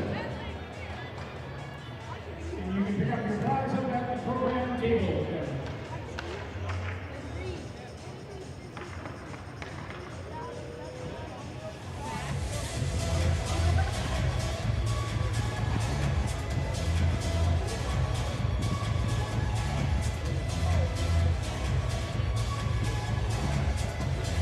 Back in Brooks, where the Okotoks Oilers had a pretty decent start to the second period. A few really good scoring chances, two of which they missed the net on. Owen McNeil on the Oilers' first power play had goaltender Sam Scopa dead to rights, but his backhand shot was robbed with a seated save by the Brooks netminder. And then instead of building on that, the Oilers got into penalty trouble, but they've killed off a 5-on-3. And they actually miscounted. They're actually now 4 for 4 on the penalty kill. Not 3 for 3. Let's check my notes there. A left point shot by the Oilers. Scores! It's Brown from the longest possible range at the left point. It somehow flutters its way by Scopa, and Okotoks gets on the board with 8:18 to go in the second. Brown with just a keep-in at the blue line, and he just flips a wounded duck toward goal, and somehow it flaps its way over the right shoulder of the Brooks netminder Scopa, and the Oilers have made this a 2-goal game. All right then. So forget about all those high-quality scoring chances the Oilers have been generating all second period. Evidently the key is to just fire it on goal, hope for the best, because that's gotten Ryland Brown a big one there, his 10th goal of the campaign, and see if it can light a fire under this Oiler team after a pretty good start to the second period. Can they keep the pressure on here, or will Brooks be the ones to start to push back a bit more? Were they lulled into a false sense of security a bit? Puck, I thought, came into the Oiler bench. It did not, evidently, and is shot back in by the Oilers. Byer gets there at the end wall. It's bumped there by Wilson. Gets it to Marshall nonetheless. He takes a hit from Tapper, but Tapper took the worst of it. Oilers still get it back down low, and Marshall takes it away. Feeds it to the far side for Ethan Byer. Banked ahead and gloved down by Spack, but it goes out of play. So a neutral zone draw upcoming now with 7:35 to go in the second period, and the Okotoks Oilers have gotten a goal. It's a long floating wrist shot by Ryland Brown from the left point. He's literally in front of the Okotoks bench door when he gets that shot away. It is mathematically as far away from the net as you can be in the offensive zone, and he gets the goal to get Okotoks on the board and cut the deficit to 2. Hey, let's be honest, they deserved at least one of those, didn't they? Here's Sam Hall back behind his own net. Spins away from the Brooks forecheck pressure. Passes up the boards to Jack Silverberg. He had one of those really good chances in this second period. This time he'll chip it around back at the Brooks net. Boslin clears it up the far side as Free leaves it for Sawyer to exit with speed. Got around 2 defenders, carries in one-on-one, puts it to the left side of the net. It's returned in front and just deflected wide left by a sneaking in Quinn McCall. McCall cuts to the high slot, puts it right side. Alex Boslin fed it across, wide open chance, but they tried to center it. Did Brock Such, and it was blocked on the way through. McCall recollects left point, tries to get around, denies. Yeah, just gets tackled down to the ice. And that'll be a penalty. And Brooks heads right back to the power play. Tough one for the Oilers there. McCall makes a nice move to get around denies, so his options are use the hand to slow him down, which he does once, dragging him by the shoulder. Then his left hand gets around him and causes McCall to flop to the ice. And if they weren't calling the first grab, they were certainly going to call the second. And the Oilers go back to the PK here for the 5th time in this game. But again, you look at the situation for denies. He gets beat on a nice play, and it's either you grab onto him or you let him just march to the net unobstructed. And that doesn't tend to lead to good things either. Faceoff will be to the right of goaltender Kingo in Oiler territory. Remember, the Oilers again only have 5 defensemen in the lineup tonight. Brody McGuire and Ethan O'Halloran still injured. And that's what made that win over Blackfalds so darn impressive, especially the way the Oilers seemed to get better as the game went on. Here's Sawyer in the slot, one-timer save, rebound, and didn't get through from Ty Mason at the right side of the net. Not sure if Kingo got in the way, but it looked like a really high-end rebound chance for Brooks, and they weren't able to bury that time. Peluso keeps one in at the right point. Flicks it to the half wall along that right side. Spack pokes it free and then stands up. Davidson knocking him flat on his back. And now the captain's got the puck carrying in left wing side. Dropped it off looking for Tapper. He's pressured, has to cut back to neutral with it. Leaves it there for Brennan Hawker, and the rookie shoots it down to the right corner of the Brooks zone. Bandits still on the power play for 1:14. Here's Wallace up the left wing through center. Carries in with Mason with him. He's going to shoot from the corner, though. Ricocheted behind the net and rimmed up to Peluso right point. He fed it left point to Sawyer. Put it mid-blue line Davidson. Fed right side Peluso across to Sawyer. Toe drag into the slot. Shoots in a sprawling left pad. Saved by Kingo. Rebound still loose and comes to Davidson mid-blue line. Shoots through traffic and scores! And that'll just about do it. Brooks finally rewarded on their 5th power play of this game, and they reclaim a 3-goal lead. Just a mid-height shot by Davidson from the middle of the blue line moments after Kingo had made a really nice save, but lots of traffic in front of the Okotoks goaltender and nobody able to block that shot, so it just finds its way inside the left post. And the Oilers again spotting 4 goals to Brooks.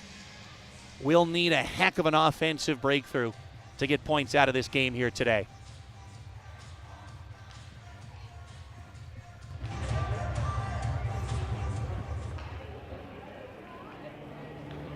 Back to center ice we go. And the Bandits recollect with Boslin. Leaving for McInnes to put it off a stick and down deep of Oiler territory. Turner rims it up the near side. McInnes keeps it in. Fed it middle, that's picked off by Thomas Matt. And he'll shoot it down, I think from behind the red. It's going to be icing. He did not gain the red line. So another O-zone draw coming up here for Brooks. They're out shooting the Oilers 27-8. Now having 5 of the 6 power plays in the game will help with that, generally speaking. It was similar to the case when the Oilers played Brooks in that school day game back on February 13th. They lost 9-2. They were outshot 51-21, but also were on the PK 5 out of the 6 times. That first time these two teams played each other as members of the BCHL, February the 6th, that was Brooks' school day game. The Oilers made it a close one. They had a 2-0 lead. They lost by just a 5-4 margin. It was anybody's game, but of course, Hunter Saka, who isn't playing tonight, was one of the scorers for Okotoks in that one as Liam Fitzpatrick shoots one from the left circle that is gloved and held by goaltender Kingo for another whistle-stopping play. Saka being out of the lineup, still no Brett Huxley. A lot of key contributors for this Oilers team that they would most certainly love to have. And it's no more stark than it is on the defensive side, where the Oilers have 9 defensemen on the roster, and only 5 of them are healthy right now.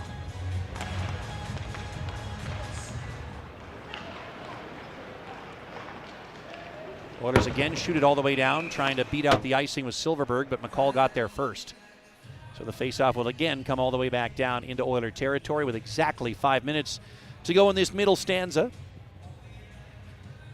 And they've kind of flipped the script from games of yonder. It used to be this kind of period, where the period is tied 1-1, would be the way the first period would go, then the pull away would be in the second period. Instead, the first period was when Brooks got themselves their fairly comfortable margin, and it's just been back and forth since then. But man, if the Oilers converted on some of their early second period opportunities, we'd be talking about a fairly different game, but there have been a lot of broadcasts of ifs and buts over the course of this season series, that's for sure. Scopa behind the Brooks net, dug this one free. Tapper couldn't quite cut it off right corner. We'll get a battle here as Silverberg came in to crunch his man. Tapper knocks down McCall nowhere near the puck. It's going to be charging. Could have been interference as well, and the Oilers again just over-aggressive in the O-zone, focused on settling scores, and it's going to send them to the PK again for the 6th time now. Not quite sure about charging. I mean, I guess Tapper did take quite a few strides. He was behind the net, came all the way over to the corner to make the hit. I thought the call was going to be because McCall wasn't actually involved in the corner battle. So we get a look at it here. Well, we're just getting a look at the tail end, so you can't really tell how many strides and how far away Jagger Tapper came in to make that hit. But it is going to send the Oilers to their 6th penalty kill of this game. They have had 1 power play. Oilers win the draw and shoot it all the way down ice. Scopa stops it. Leaves for Liam Davidson. Passed over to Peluso and back to Davidson behind his own net. 4:22 to go in this second period. Oilers trailing 4-1 here in Brooks. And Sawyer gets around 2 defenders, carries in right wing to the circle, and he just missed the net. Seems to be a really good play. Just give it to Sawyer in the D zone, have him skate end to end, and he is getting on goal nearly every time he tries to dance around that Oiler back check. But that time he missed the target. Oilers trailing 4-1, but if this was that game last weekend in Spruce Grove, you'd say, hey, they got him right where they want him. Oilers have been in this position before and forced a game to overtime. Peluso shoots, it's blocked from the right point. Davidson mid-blue line, shoots through traffic again, and Kingo was flailing at that one. Not sure if he got a piece of it or if it just ended up fluttering wide. Now here come the Oilers shorthanded. Busting his way in, right wing is denies. Centers it! Spack couldn't get a shot away, still loose. Silverberg scores! Shorthanded goal for Okotoks as Ryder denies, busts his way in along the right wing side, knifes the puck in front. Spack couldn't quite get the first shot away, but Silverberg sneaks in and one times it home on the net front scramble, and the Oilers have cut the deficit to 2. Or have we seen this story before? In Spruce Grove, it was the Hayden Fetchner goal late in the second period that gave Okotoks a bit of life heading into the third, where they scored twice and forced OT. Now there's a lot to be done to write a similar chapter, and of course Brooks remains on the power play here. But that is a big shorthanded goal by Jack Silverberg who now has 3 goals in his last 2 games. Puck's in behind the Okotoks net here. You really got to kill this one off now. They got 36 seconds to go in the Tapper Minor. Puck along the left wall of the Oilers zone. Dug free by Huck to the line, not quite out. Bandits keep it in. It's Korzaletsky leaving for Byer at the left point. He's forced out to the red. There's a race for this back into the Brooks zone. Byer gets there first. Watched closely by Huck, pressured into the far wall. Got a pass free out to the red line though. And Budazzoni. Poole cued it ahead for Korzaletsky to glove it down at the right half wall. He's bear hugged by Turner. In to help his SPAC, couldn't quite get it out. 5 seconds in the power play. Budazzoni's got it, high slot. Fed to the low slot, one time the other way by Hall. And all the way down into the Brooks zone it'll go. And the Oilers are back to even strength. 6 for 6 on the PK, or sorry, 5 for 6 on the PK. And now into the slot comes Brown, and he just wires one wide left to the Brooks net as he danced from the left circle into the middle and nearly got the Oilers within a goal. So 5 for 6 on the PK with a shorthanded goal is what I was trying to say. Here comes Korzaletsky from his own blue. He put it off his stick and down deep of Oiler territory. Goals to the left wing corner. In the Oilers zone. 2:03 to go in the second. Oilers trail 4-2. Here's Brown. Far side, Fetchner. Pressured here. Double team behind the net, but he got it free for Ryland Brown and just sweeps it out to the neutral zone. And Brooks recollect here. Sawyer put it across and it went off a forechecking Silverberg and in on Scopa from long range. He made the stop. Silverberg's got the puck at the right point now, tried to walk the line, but it rolled off his stick. Weed pokes it the other way, racing against Hawker, battling for the puck at the far circle Oilers zone. Bandits have it and they try to put it over to Fitzpatrick, but it just missed him. Comes free to the right point, shot by Boslin, misses the net. Comes near side, we'll get a battle there. Dug free by Weed to the point, and McInnes fed it across. Boslin back to McInnes, one-timing it down to the right corner. Hughesman dropped it back, looking for Liam Fitzpatrick. It was picked off. Oilers the other way now. Roland gets it to neutral. 2-on-2 carry-in. Fed in front, looking for Fetchner on the try by Silverberg, but it didn't get through. Puck comes back down low to Boslin. Fetchner's off to the bench for a change. We're into the final minute here. Oh, Huck nearly took it away at the offensive blue, but Weeb protected it and then got it to the opposing blue for a chip in for the chase down by Weeb in the left corner. Oilers recollect though. Put it up the near side wall. Turner hustles to the red, pokes it over the Brooks line. Rolls down to the right wing corner. And Wilson battling for it, got it in front. Turner is robbed by Scopa on a point-blank save. And he holds on. But what tenacity by Brett Wilson, who wins that battle in the right corner against 2 Brooks defenders. Manages to slide that puck to the slot, and Turner, the defenseman driving to the net front, gets it on his forehand, drags over to the backhand, and nearly beats Scopa. But instead, another miraculous save by the Brooks goaltender to keep this a 2-goal lead for the home side. Face off to Scopa's left, not fairly taken. We'll try that one all over again. And at the end of the day, was it the late hits and the post-whistle shenanigans that got the energy going here for Okotoks? Because this team looks awfully good right now. Wallace puts it out of play, though.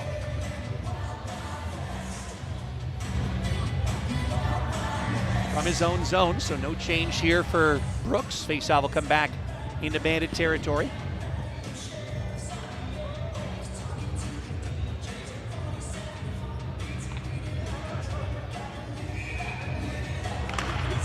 Oilers win the draw. Here's Brown, right point, cutting to the middle, behind the back pass to Gorley, who's pressured and turned it over. And it's Mason, though, turning it over to Tapper. Still loose inside the blue line, and the Bandits playing hot potato a bit. Get it out to the neutral zone. Oilers recollect in their own end. 18 seconds to go. Here's Brown. Stutter steps left wing to the red line. Turned it over to Marshall. Here come the Bandits the other way. Marshall's in along the left side, trying to feed it in front, and went off Mason's stick back to the left wing corner. Battled for along the wall, and it's dug free by Tapper. Only 3 seconds to go. He carries in. Tapper shoots, blocked by Korzaletsky. We'll head to the intermission. And we got an interesting one now. Just like last weekend in Spruce Grove on Saturday night, the Oilers get a late second period goal to cut a 3-goal deficit to 2, and they just need to win that third period to make this one very interesting down the stretch. The Oilers have been on the PK 6 out of the 7 times that a penalty has been called in this game so far. Will it be different in the third period? We'll find out. We know this is a very different Oiler team right now. 4-2 Brooks. We'll be back after the second intermission. Total 14. By the Rich Bandits, 15 for a game total of 29.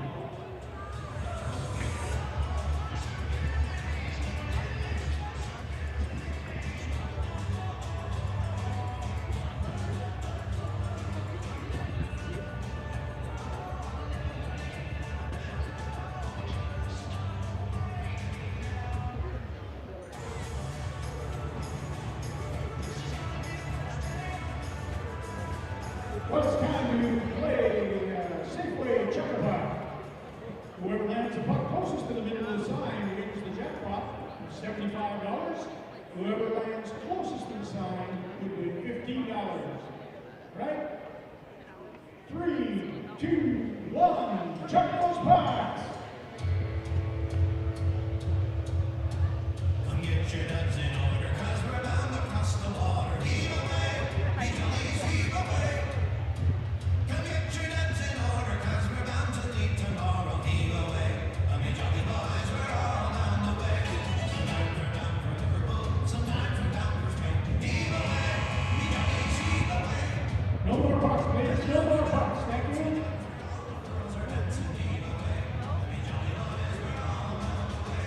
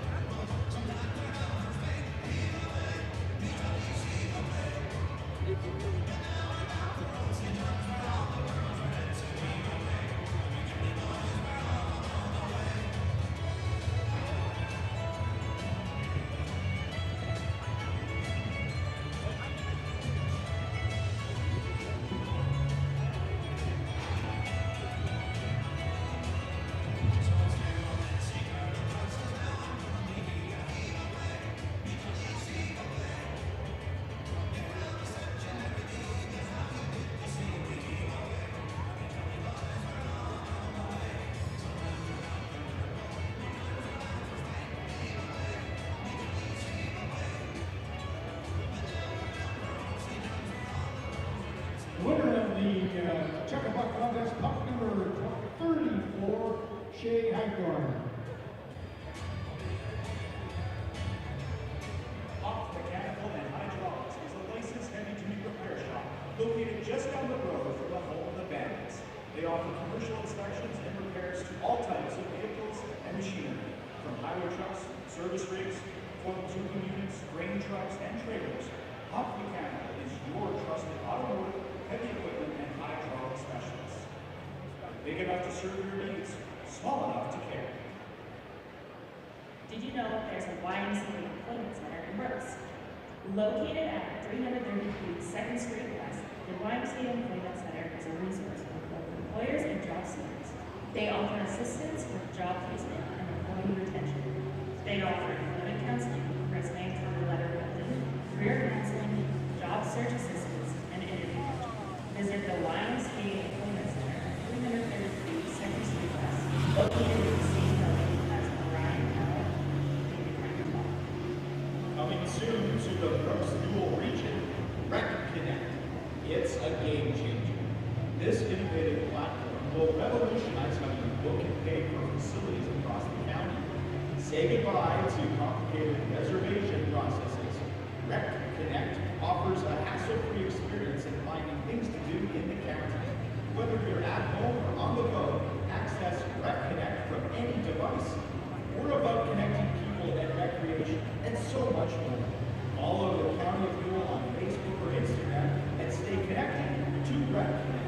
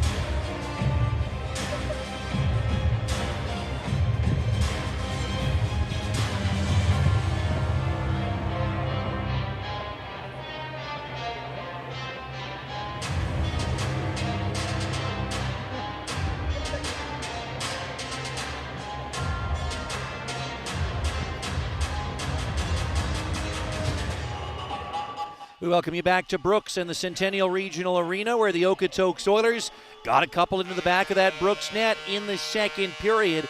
The one that finally broke the goose egg came pretty much out of nowhere. 4 for 4 on the penalty kill. Not 3 for 3. Let's check my notes there. A left point shot by the Oilers. Scores! It's Brown from the longest possible range at the left point. It somehow flutters its way by Scopa, and Okotoks gets on the board with 8:18 to go in the second. And that one followed. Get a great drive on net from Ryder Denies that turns into a big goal. Grove, you'd say, hey, they got him right where they want him. Oilers have been in this position before, and Force was flailing at that one. Not sure if he got a piece of it or if it just ended up fluttering wide. Now here come the Oilers shorthanded. Busting his way in, right wing is Denies. Centers it! Spack couldn't get a shot away, still loose. Silverberg scores! Shorthanded goal for Okotoks as Ryder Denies busts his way in along the right wing side. It was Denies setting up Dean Spack, setting up Jack Silverberg, and the Oilers pulled to within 2 goals. Shots after 2 periods, 29-14 for Brooks. They lead by 2, and we're back underway here at the CRA. As the puck's bouncing at the red line and is knifed over the Brooks blue by Okotoks for Fetchner to go to work on the forecheck, but he had it poked back to the line, kept in. Cade Turner with a long shot, knocked away by goaltender Sam Scopa. That'll be his 13th save on 15 shots for the Bandits so far tonight. This puck rolls down deep of Brooks, Oiler territory rather, and Ty Mason gets to it in behind the net. Spins to the left corner, poke check there, bouncing puck Korzaletsky, who has 2 of the 4 goals for Brooks, takes it in the left corner, centers it, it's off a stick, in on Kingo, scores! Kingo couldn't cover it up, and that'll just about do it. Wallace just poke checks it into the back of the Okotoks cage after a sharp angle shot goes off the Oiler goaltender, and it's right there in the blue paint. But he can't get on top of it, and all Wallace has to do is pool cue it into the back of the net. And the Oilers' comeback hopes are nearly crushed here. They're going to need 6 against Brooks to win this game. And those kinds of plays you just can't have. You just can't. Way too easy for Wallace, and Brooks reclaims a 3-goal advantage only 39 seconds into the third period. I think back to the second and the miraculous stops that came on the chances by the Oilers. That's what Okotoks needs to start getting. And I know it's easier said than done, but it would make a lot of these games very, very different. Here's Sawyer in the O zone, had it poke checked free. Byer kept it in right point, shoots in a left pad save by Kingo. Sawyer knocked down by Hall. Denies then there to recollect for Okotoks. Turned it over. Here's Sawyer in the left corner. Centering. Backdoor Peluso. Stopped by Kingo as he had enough time to get across to the near post and get in the way of number 10 for Brooks. Bandits recollect and carry back in. Oilers were slow on a change. Peluso drives in. Gives to Sawyer right side. Shoots it off the crossbar and then back out the near side, I think. That took a really weird deflection. May have gone off the outside of the crossbar. And then back to the end wall of the Okotoks zone. Either way, they love those sharp angle one-timers, do the Bandits. Haven't scored on one yet, but they've created opportunity out of them when they haven't scored on them. Korzaletsky puts it behind the Okotoks net. Comes to McCall. Sweeping it behind the cage. Tapper gets in the way. Gives it on over to Cade Turner, and he lifts a bouncer to the opposing blue. Gorley barreling in one-on-one to the left half wall here. Connor Gorley at the point. Knifes this one across. There's Cade Turner, putting it down low. Sherpa tried to cut behind the net, lost the puck. Duel backs him up, rims it out to Turner. He couldn't keep it in. It ricocheted into the Brooks bench, though, so the whistle will go before that puck comes down into Oiler territory, and the face-off will go back just outside the Brooks line. Just such a tough start for Okotoks here after a very good second period. It's another rebound goal, and it's not like the Oilers were losing a net front battle that time either, because there really wasn't a battle. I think they all thought the play was done after the sharp angle shot came into the Okotoks crease, but again, it was popped free, and it's a poke check goal for Hunter Wallace for his 20th of the campaign that gives Brooks a 5-2 lead.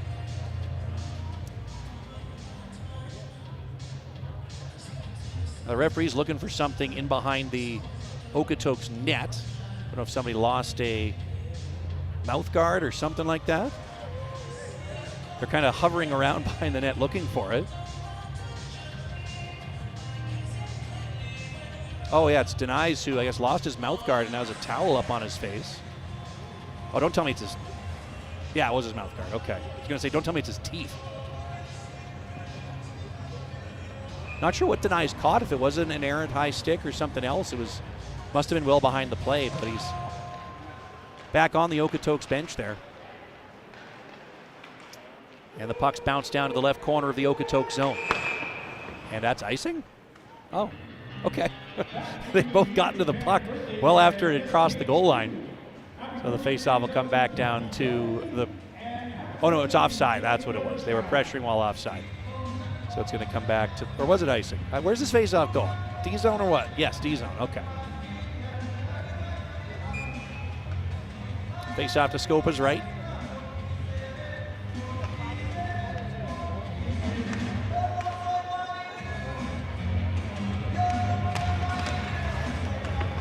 Oilers win it to Sherpa behind the cage. He's tangled up, duels in to help out. Sherpa escaped with it, but it rolled off his stick to the puck to the far side corner and taken back by Liam Fitzpatrick. Bumped by Thomas Matt. Bandits still get it free up that far side. Huseman put it to the near wall, and Alex Boslin gets to it at the red. Fed it to the Oiler line, but Brown got in the way. Still trying to chip it back out to center. He finds Matt, poked ahead for Cade Duel to drive in. Tripped up. Nothing comes of it. And the Bandits recollect. Here comes Huseman. The Winnipegger carries in down the middle, drops off to Josh Wiebe. He'll spin his way down to the right corner. Chip it down low. Fetchner got in the way for Okotoks, and he got either slashed or high stick. There's going to be a penalty here as Huseman gets to it behind the Okotoks net. And the Oilers, on a slashing penalty against Jordan Huseman, are going to go to their second power play of the game. They are 0 for 1 so far, but should have been 1 for 1 if not for a miraculous glove save by Sam Scopa on an Owen McNeil chance at the front of the net. Faceoff will be to Scopa's right, and Okotoks with a chance to make it a 2-goal game again here.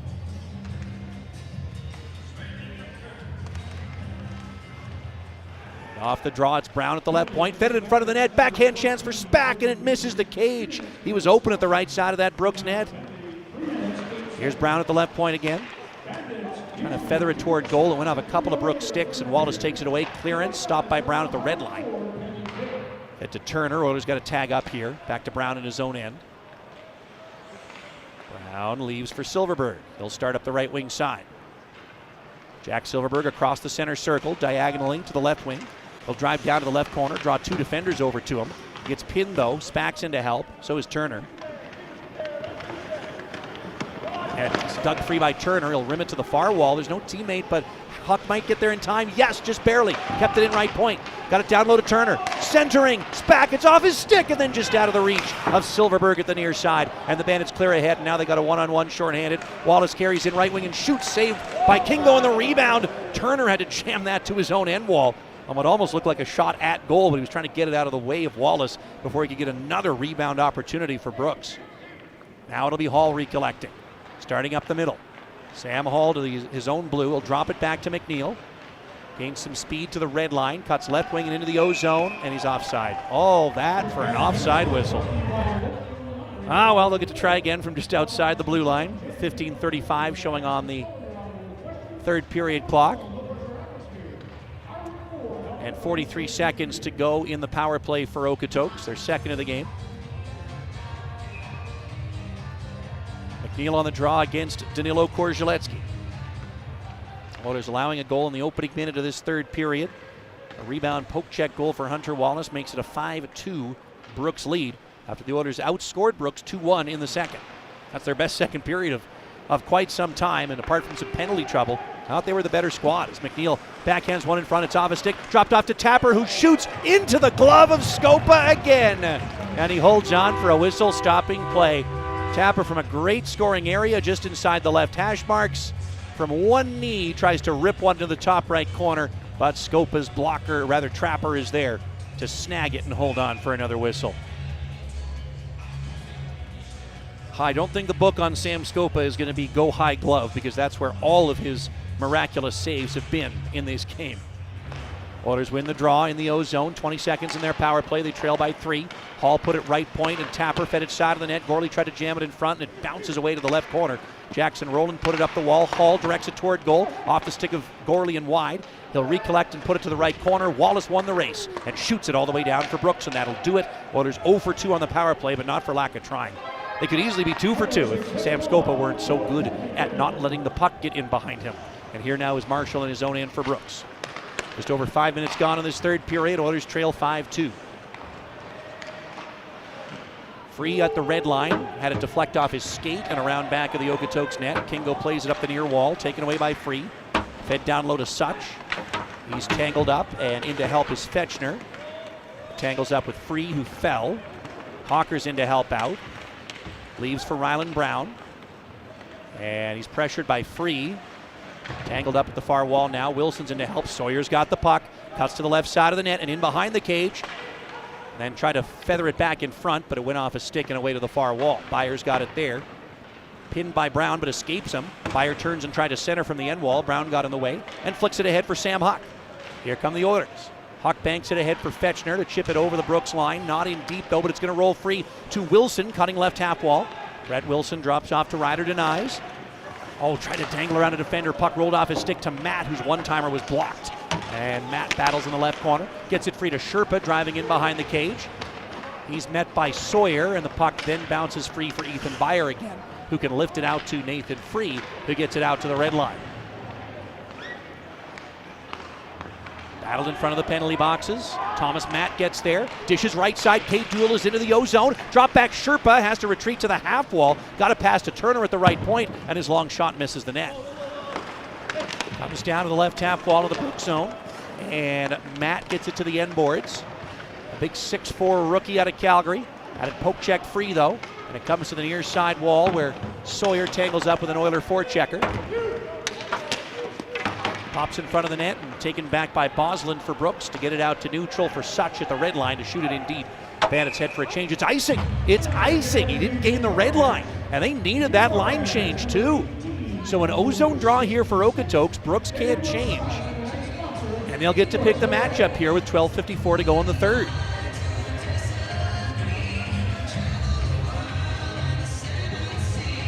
Going to send out Jackson Rowland's line here. Silverberg on his left, who has one of the 2 Oiler goals. Fetchner on his right. Brown and Hall man the points. Face off in the near circle. Scrambled. Bandits came away with it, but then Rowland took it back. From the left point, he sweeps it down the dasher. Sawyer gets in the way and jams it out to neutral, and now Brooks will have a partial 2-on-1. Right wing Huseman is into the right circle, fed it in front, and Sawyer scores! Good night. They got called for icing, weren't able to get the line change, and got a 2-on-1 off the D-zone draw win, and they executed perfectly to find Sawyer at the left side of the net, who flips it into the Okotoks cage, and it is 6-2 for Brooks.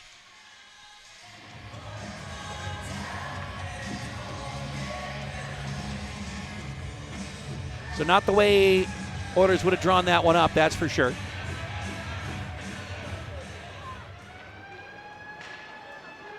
Don't expect to see that. You expect to see a team just try to get a puck in and get a change in when you escape from the D zone after an icing, but it was an odd man rush from pretty much the defensive blue line.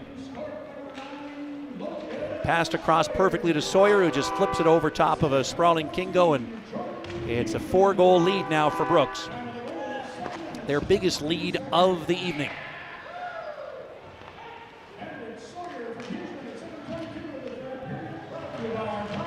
Carried in by Liam Davidson for Brooks down to the left wing corner. Spins it in front, another 2-on-1, and it's Buttazzoni centering. He just missed Peluso, who had the whole net open in front of him. Buttazzoni recollects right point. Feeds it across. Davidson's open. Holds on in the corner. Tried to center. Wilson got in the way. But Peluso recollects. Spins it across right side to Tyfair at the point.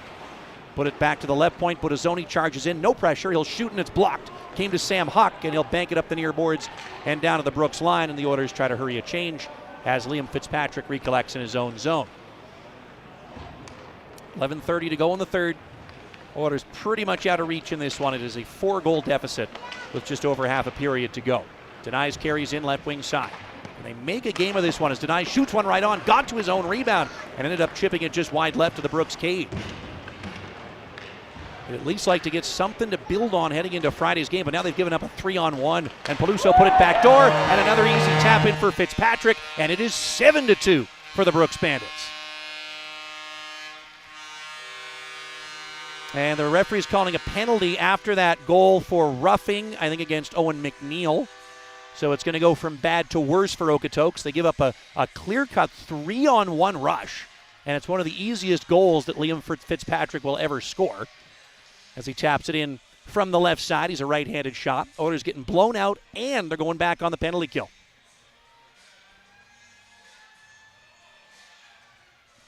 And unfortunately, rather than building on what was a really strong second period, the Oilers have fallen right back into the habits of the first period that put this game nearly out of reach 20 minutes in. I don't care who you're playing. You give up odd man rushes on back-to-back shifts, a 2-on-1 and a 3-on-1. Blackfalds is going to beat you too. Spruce Grove's going to beat you too. It's not only one team that's capable of this, and Oilers just, again, unable to handle this Brooks attack early in the third period, and the game has been put back into baseball score territory here once again.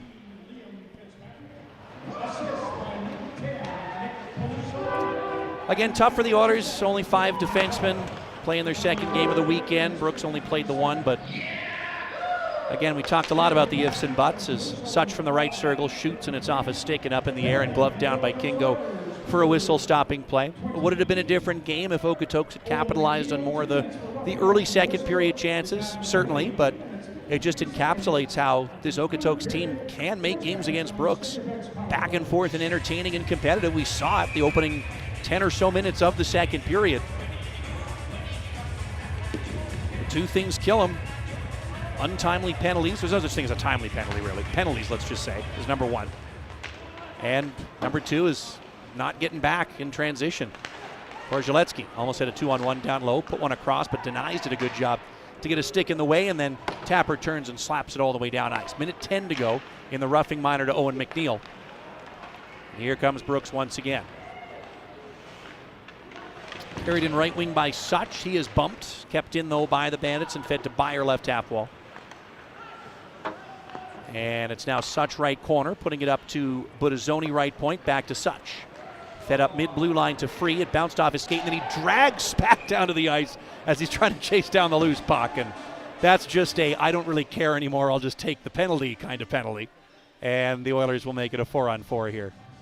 Free turned it over at the Okotoks blue, and actually he didn't even have to haul down Spack because the Bandits did have a player hustling back to get in the way and make sure that it wouldn't have been a shorthanded breakaway for Spack, but he does it anyways, hauls down Spack, and it'll be an interference penalty is what they're calling, and we'll skate 4-on-4 for the next 47 seconds, then a minute 13 of Okotoks' third power play of this game.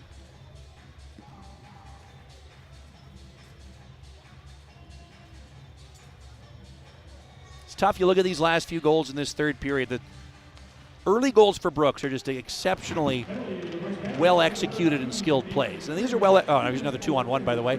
Carried in by the Bandits, fed in front, looking for Peluso, but hustling back was Fetchner to get in the way and get a stick on it before Peluso could chase it down at the net front.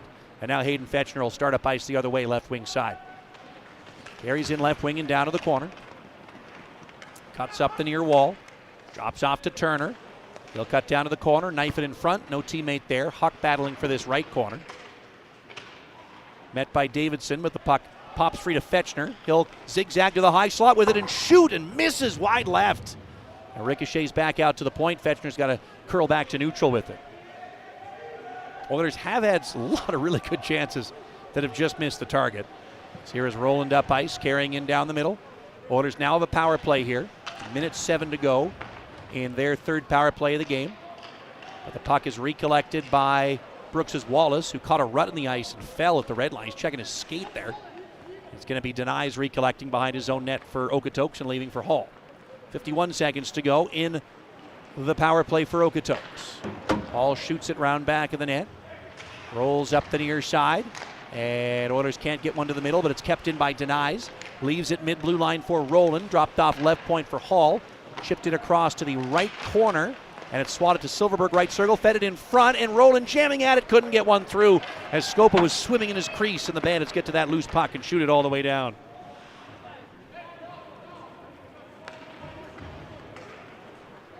Here comes Okotoks again with Rylan Brown leading the rush.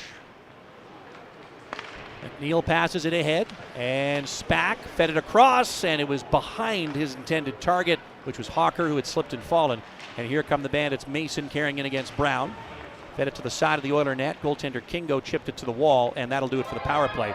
Oilers are 0 for 3. But they are 6 for 7 on the PK. And Hawker swings it around back of the Brooks net. Scopa gives it to Free. He's pushed into the end wall. Bandits recollect though, and here they come. Korzaletsky, right wing, is out to the red. Lifts one over the Okotoks net. It's caught up in the apron of the cage, but chopped free by Hall. 7:28 to go in this third period, and a 7-2 Brooks lead. It was 4-2 heading into this third period. But less than a minute in. It's the kind of goal Okotoks can't allow if they want to beat teams like this. It's a sharp angle shot, produces a loose puck in the crease that's poke checked in, and that just kind of set the tone for everything. Logan Sawyer and Liam Fitzpatrick followed up, and now a breakaway chance for Fitzpatrick. He rings the post as he got around a defender at the left circle, cut in on Kingo all alone, but he rang it off the right iron. Now Josh Wiebe at the end wall. Drops off Fitzpatrick, cuts to the near side corner, banks it out to Davidson right point, poke check by Sherpa, kept the puck though, and backhands it down the wall. Duel the takeaway. It's bumped down by Wiebe. Such gets the puck.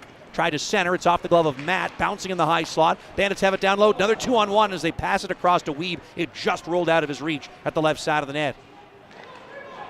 Right side Davidson. Trying to weave down to the corner. He slipped and fell. Duel pokes it the other way. Could have numbers as he tries to escape the zone. Left wing side with Sherpa. Duel carries in. Left wing to the circle. Dangles into the slot with it, and the puck just rolled off his stick.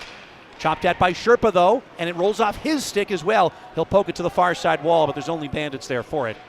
And they will recollect. As in on the forecheck though, Duel knocked his man down. Wilson's got the puck. Fed in front to Brown. One-timer right on. Rebound Wilson chopping at it. Scopa's got it. Came free. And no, it's a goal. It went into the net. They score. Scopa had it at the side of the net. It ended up popping free and rolled into the Brooks cage. And Okotoks has cut the deficit to 4 goals here. It is going to be Brett Wilson, who is doing yeoman's work down there. Got the chance started with another good set of work down in the corner and ends up knocking one home. 18th goal of the campaign for the rookie out of Calgary. And it's now a 7-3 game. We talked about that first goal allowed. It's the kind of goal that Okotoks cannot allow against teams like this. That goal from Wilson is the kind of goal that has normally been the identity of the Okotoks Oilers. This year they've been a team that generates a lot more of their offense off the rush and off the power play, and there's nothing wrong with that. But when you can mix in those tenacious puck battle wins at the net front, like Brett Wilson did right there, it puts you in a much better position, especially against teams like Brooks that are not going to make it easy for you to get your normal types of chances. But unfortunately, it may be too little too late for Okotoks here as the deficit is still 4 goals. Here's Brown in his own end. Cuts behind the cage. 5:50 to go in the third period. These teams will probably have a very heated rematch on Friday night. Oilers will be looking for a significantly better start, that's for sure. But they had a good second period. Again, the game is 3 of them, I know, as Wilson bounces one just wide left of the Brooks net. I don't mean to be always the eternal optimist when your team's losing 7-3, but there are things here that give you reason to say Friday night could be a lot better. Now, will it be? There's a lot that can affect whether that'll be the case or not. But I think it's still worth coming out on Friday night to Okotoks Centennial Arena to find out the answer to that very question. Hawker carries in left wing side, drops off to Roland, fed it across. It's off of Fetchner and just trickled wide left of the Brooks net. Fetchner sweeps it up the far wall, but no teammate there. Denies has to recollect and curl back into his own zone. Roland banks over to Hawker, up the left wing side to the red line. Swung around back of the Brooks net. And there once again was goaltender Scopa to knock it up the near side wall. Bandits put it off to the bench boards. It ricochets down deep of Oiler territory. Sawyer drops it off. Peluso left circle. Puts it up to the left point for Luke Marshall. No pressure on him as he cuts in closer and shoots, and a last-second stick deflection by Spack ricochets that one up and out of play and will step aside. Oilers trailing 7-3.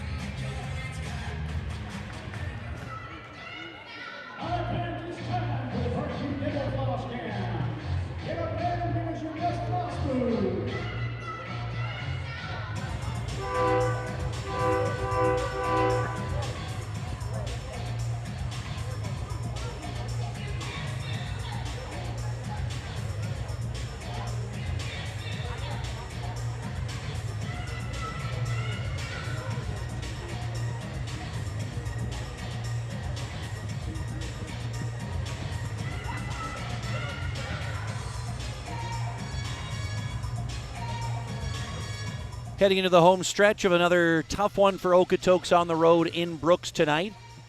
Trailed 3-0 after the first period. Put a bit of a charge into things, getting 2 goals in the second to make it a 4-2 game. But a disastrous start to the third period has really put this one out of reach. And the Oilers again allowing a lot of what you might call unfortunate goals. That's really what it's kind of been in this third period. A poke check on a net front scramble, a clear-cut 2-on-1, a clear-cut 3-on-1 to follow that up.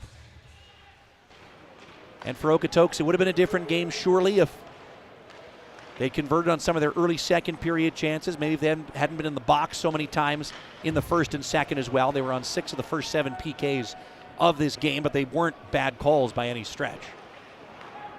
It's kind of the same old story. Now a takeaway by the Oilers in front of the net. Gorley tried to one-hand one on goal, couldn't quite get it through.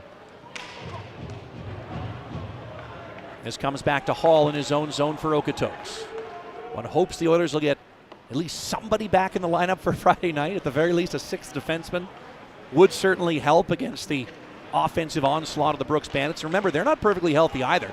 As Duel takes one away, carries in left wing to the circle, shoots, and it's off the glove of Scopa and away to the far side corner. I think that's the first time the puck has gone off of his glove as opposed to straight into it, as he's been so good on that side throughout this game for Brooks.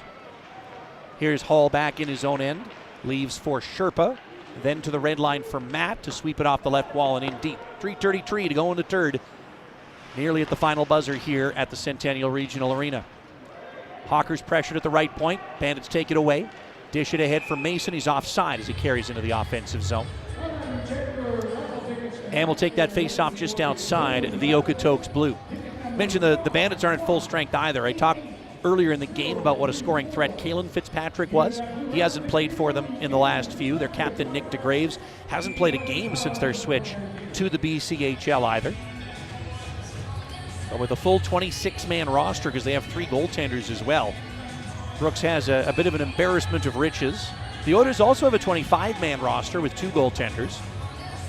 But of course, the addition that brought them to 25 was Nick Wolfenberg, the defenseman they reacquired from Salmon Arm at the BCHL trade deadline, and he hasn't been able to get into the lineup yet, but fingers crossed that he or any of the 4 injured Oiler defensemen will be able to make an appearance in the near future. The loss of McGuire and O'Halloran just puts a lot more pressure on the youngsters like Ryder Denies and Brendan Hawker, and they've actually stepped up and done some really good things. Denies has been probably one of the Oilers' most key performers in this game. But you'd like not to have to rely on them quite as much. As here's Fetchner left circle, shooting in a glove snag by Sam Scopa through traffic, and he holds on for another whistle-stopping play. 2:50 to go in this third period. Oilers trailing 7-3 here in Brooks.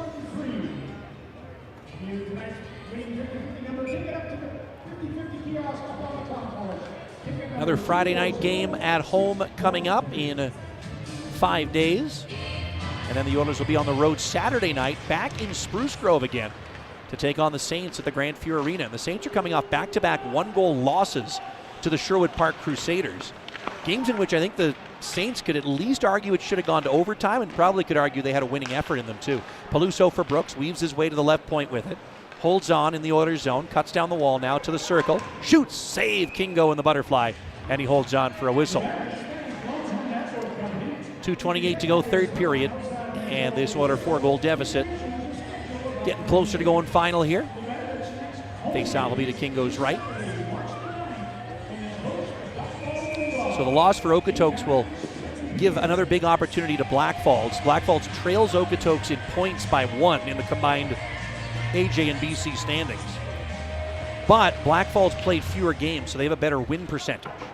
Or will have a better win percentage, rather, after this one goes final. And that's how they're going to decide the seedings for this BCHL playoff run, as McCall has it right point for Brooks. Put it down the wall, denies, gets in the way. If you can finish in the top 3, you don't have to play in the first round. If you finish 4th, you've got to play the 5 seed, most likely Spruce Grove, in a 5-game series. And then if you win that, you're probably taking on Brooks right after that. Here comes Brooks into the O zone. Left side, Sawyer shoots, and that is sticked away by Kingo, up and over the right corner glass, and out of play for another whistle.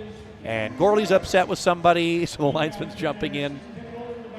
You can tell the Bandits just kind of give it to number 15 verbally every opportunity they get. They did the same thing to Rieger Lorenz a couple of years ago. And if you show that you care and that you will react, and especially if you show that you'll take penalties or make mistakes as a result of it, they will not stop talking to you. And that's not a Brooks thing. That's any team that wants to get you off your game kind of thing. So it's continued a bit more here in this one, and not too much for the Oilers to be able to say when, again, they trail by 4 goals here in this building. Shots are tighter than they once were, that's for sure. 39-25 in favor of the Bandits, who have a 7-3 power play advantage in this one as well, but that hasn't been what tilted or decided the game, that much is for sure. Face off to Kingo's left.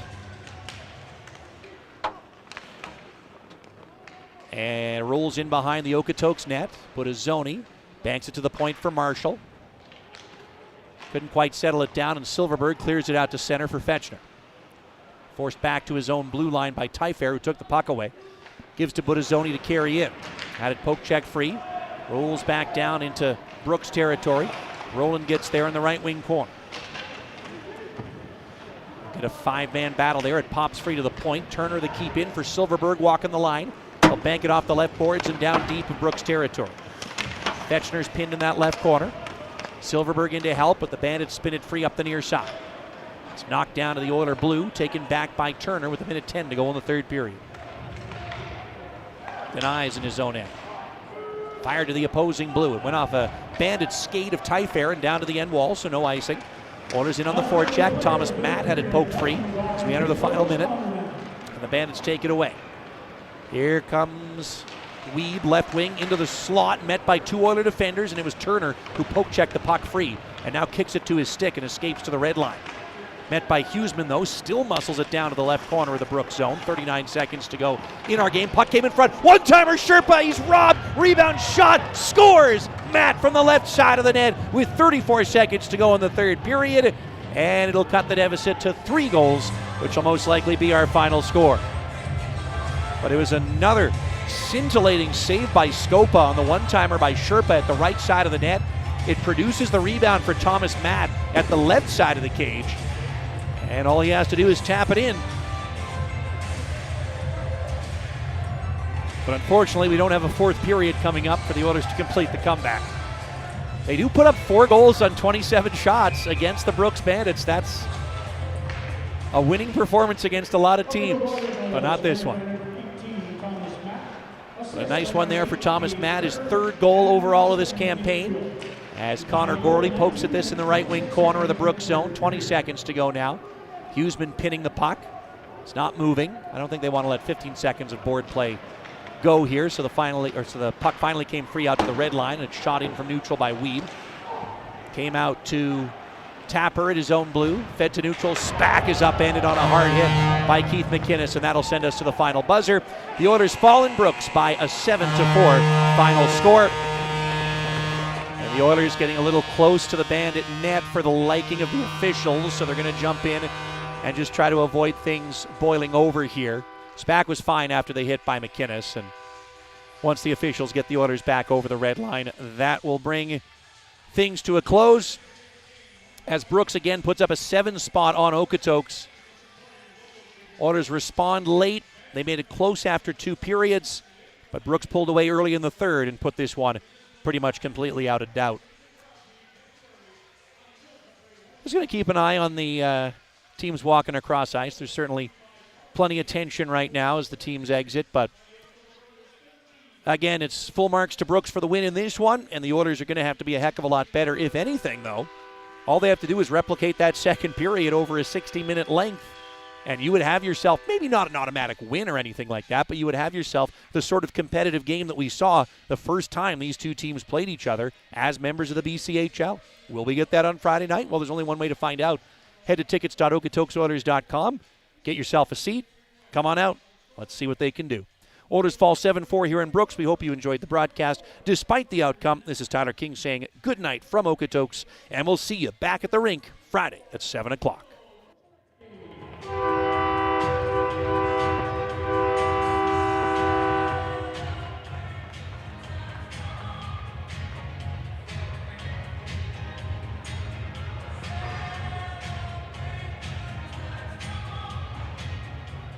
Prairie State will hand the goaltender makes it home this season. Oswald donates $4 to the Wilson Victory Health Foundation.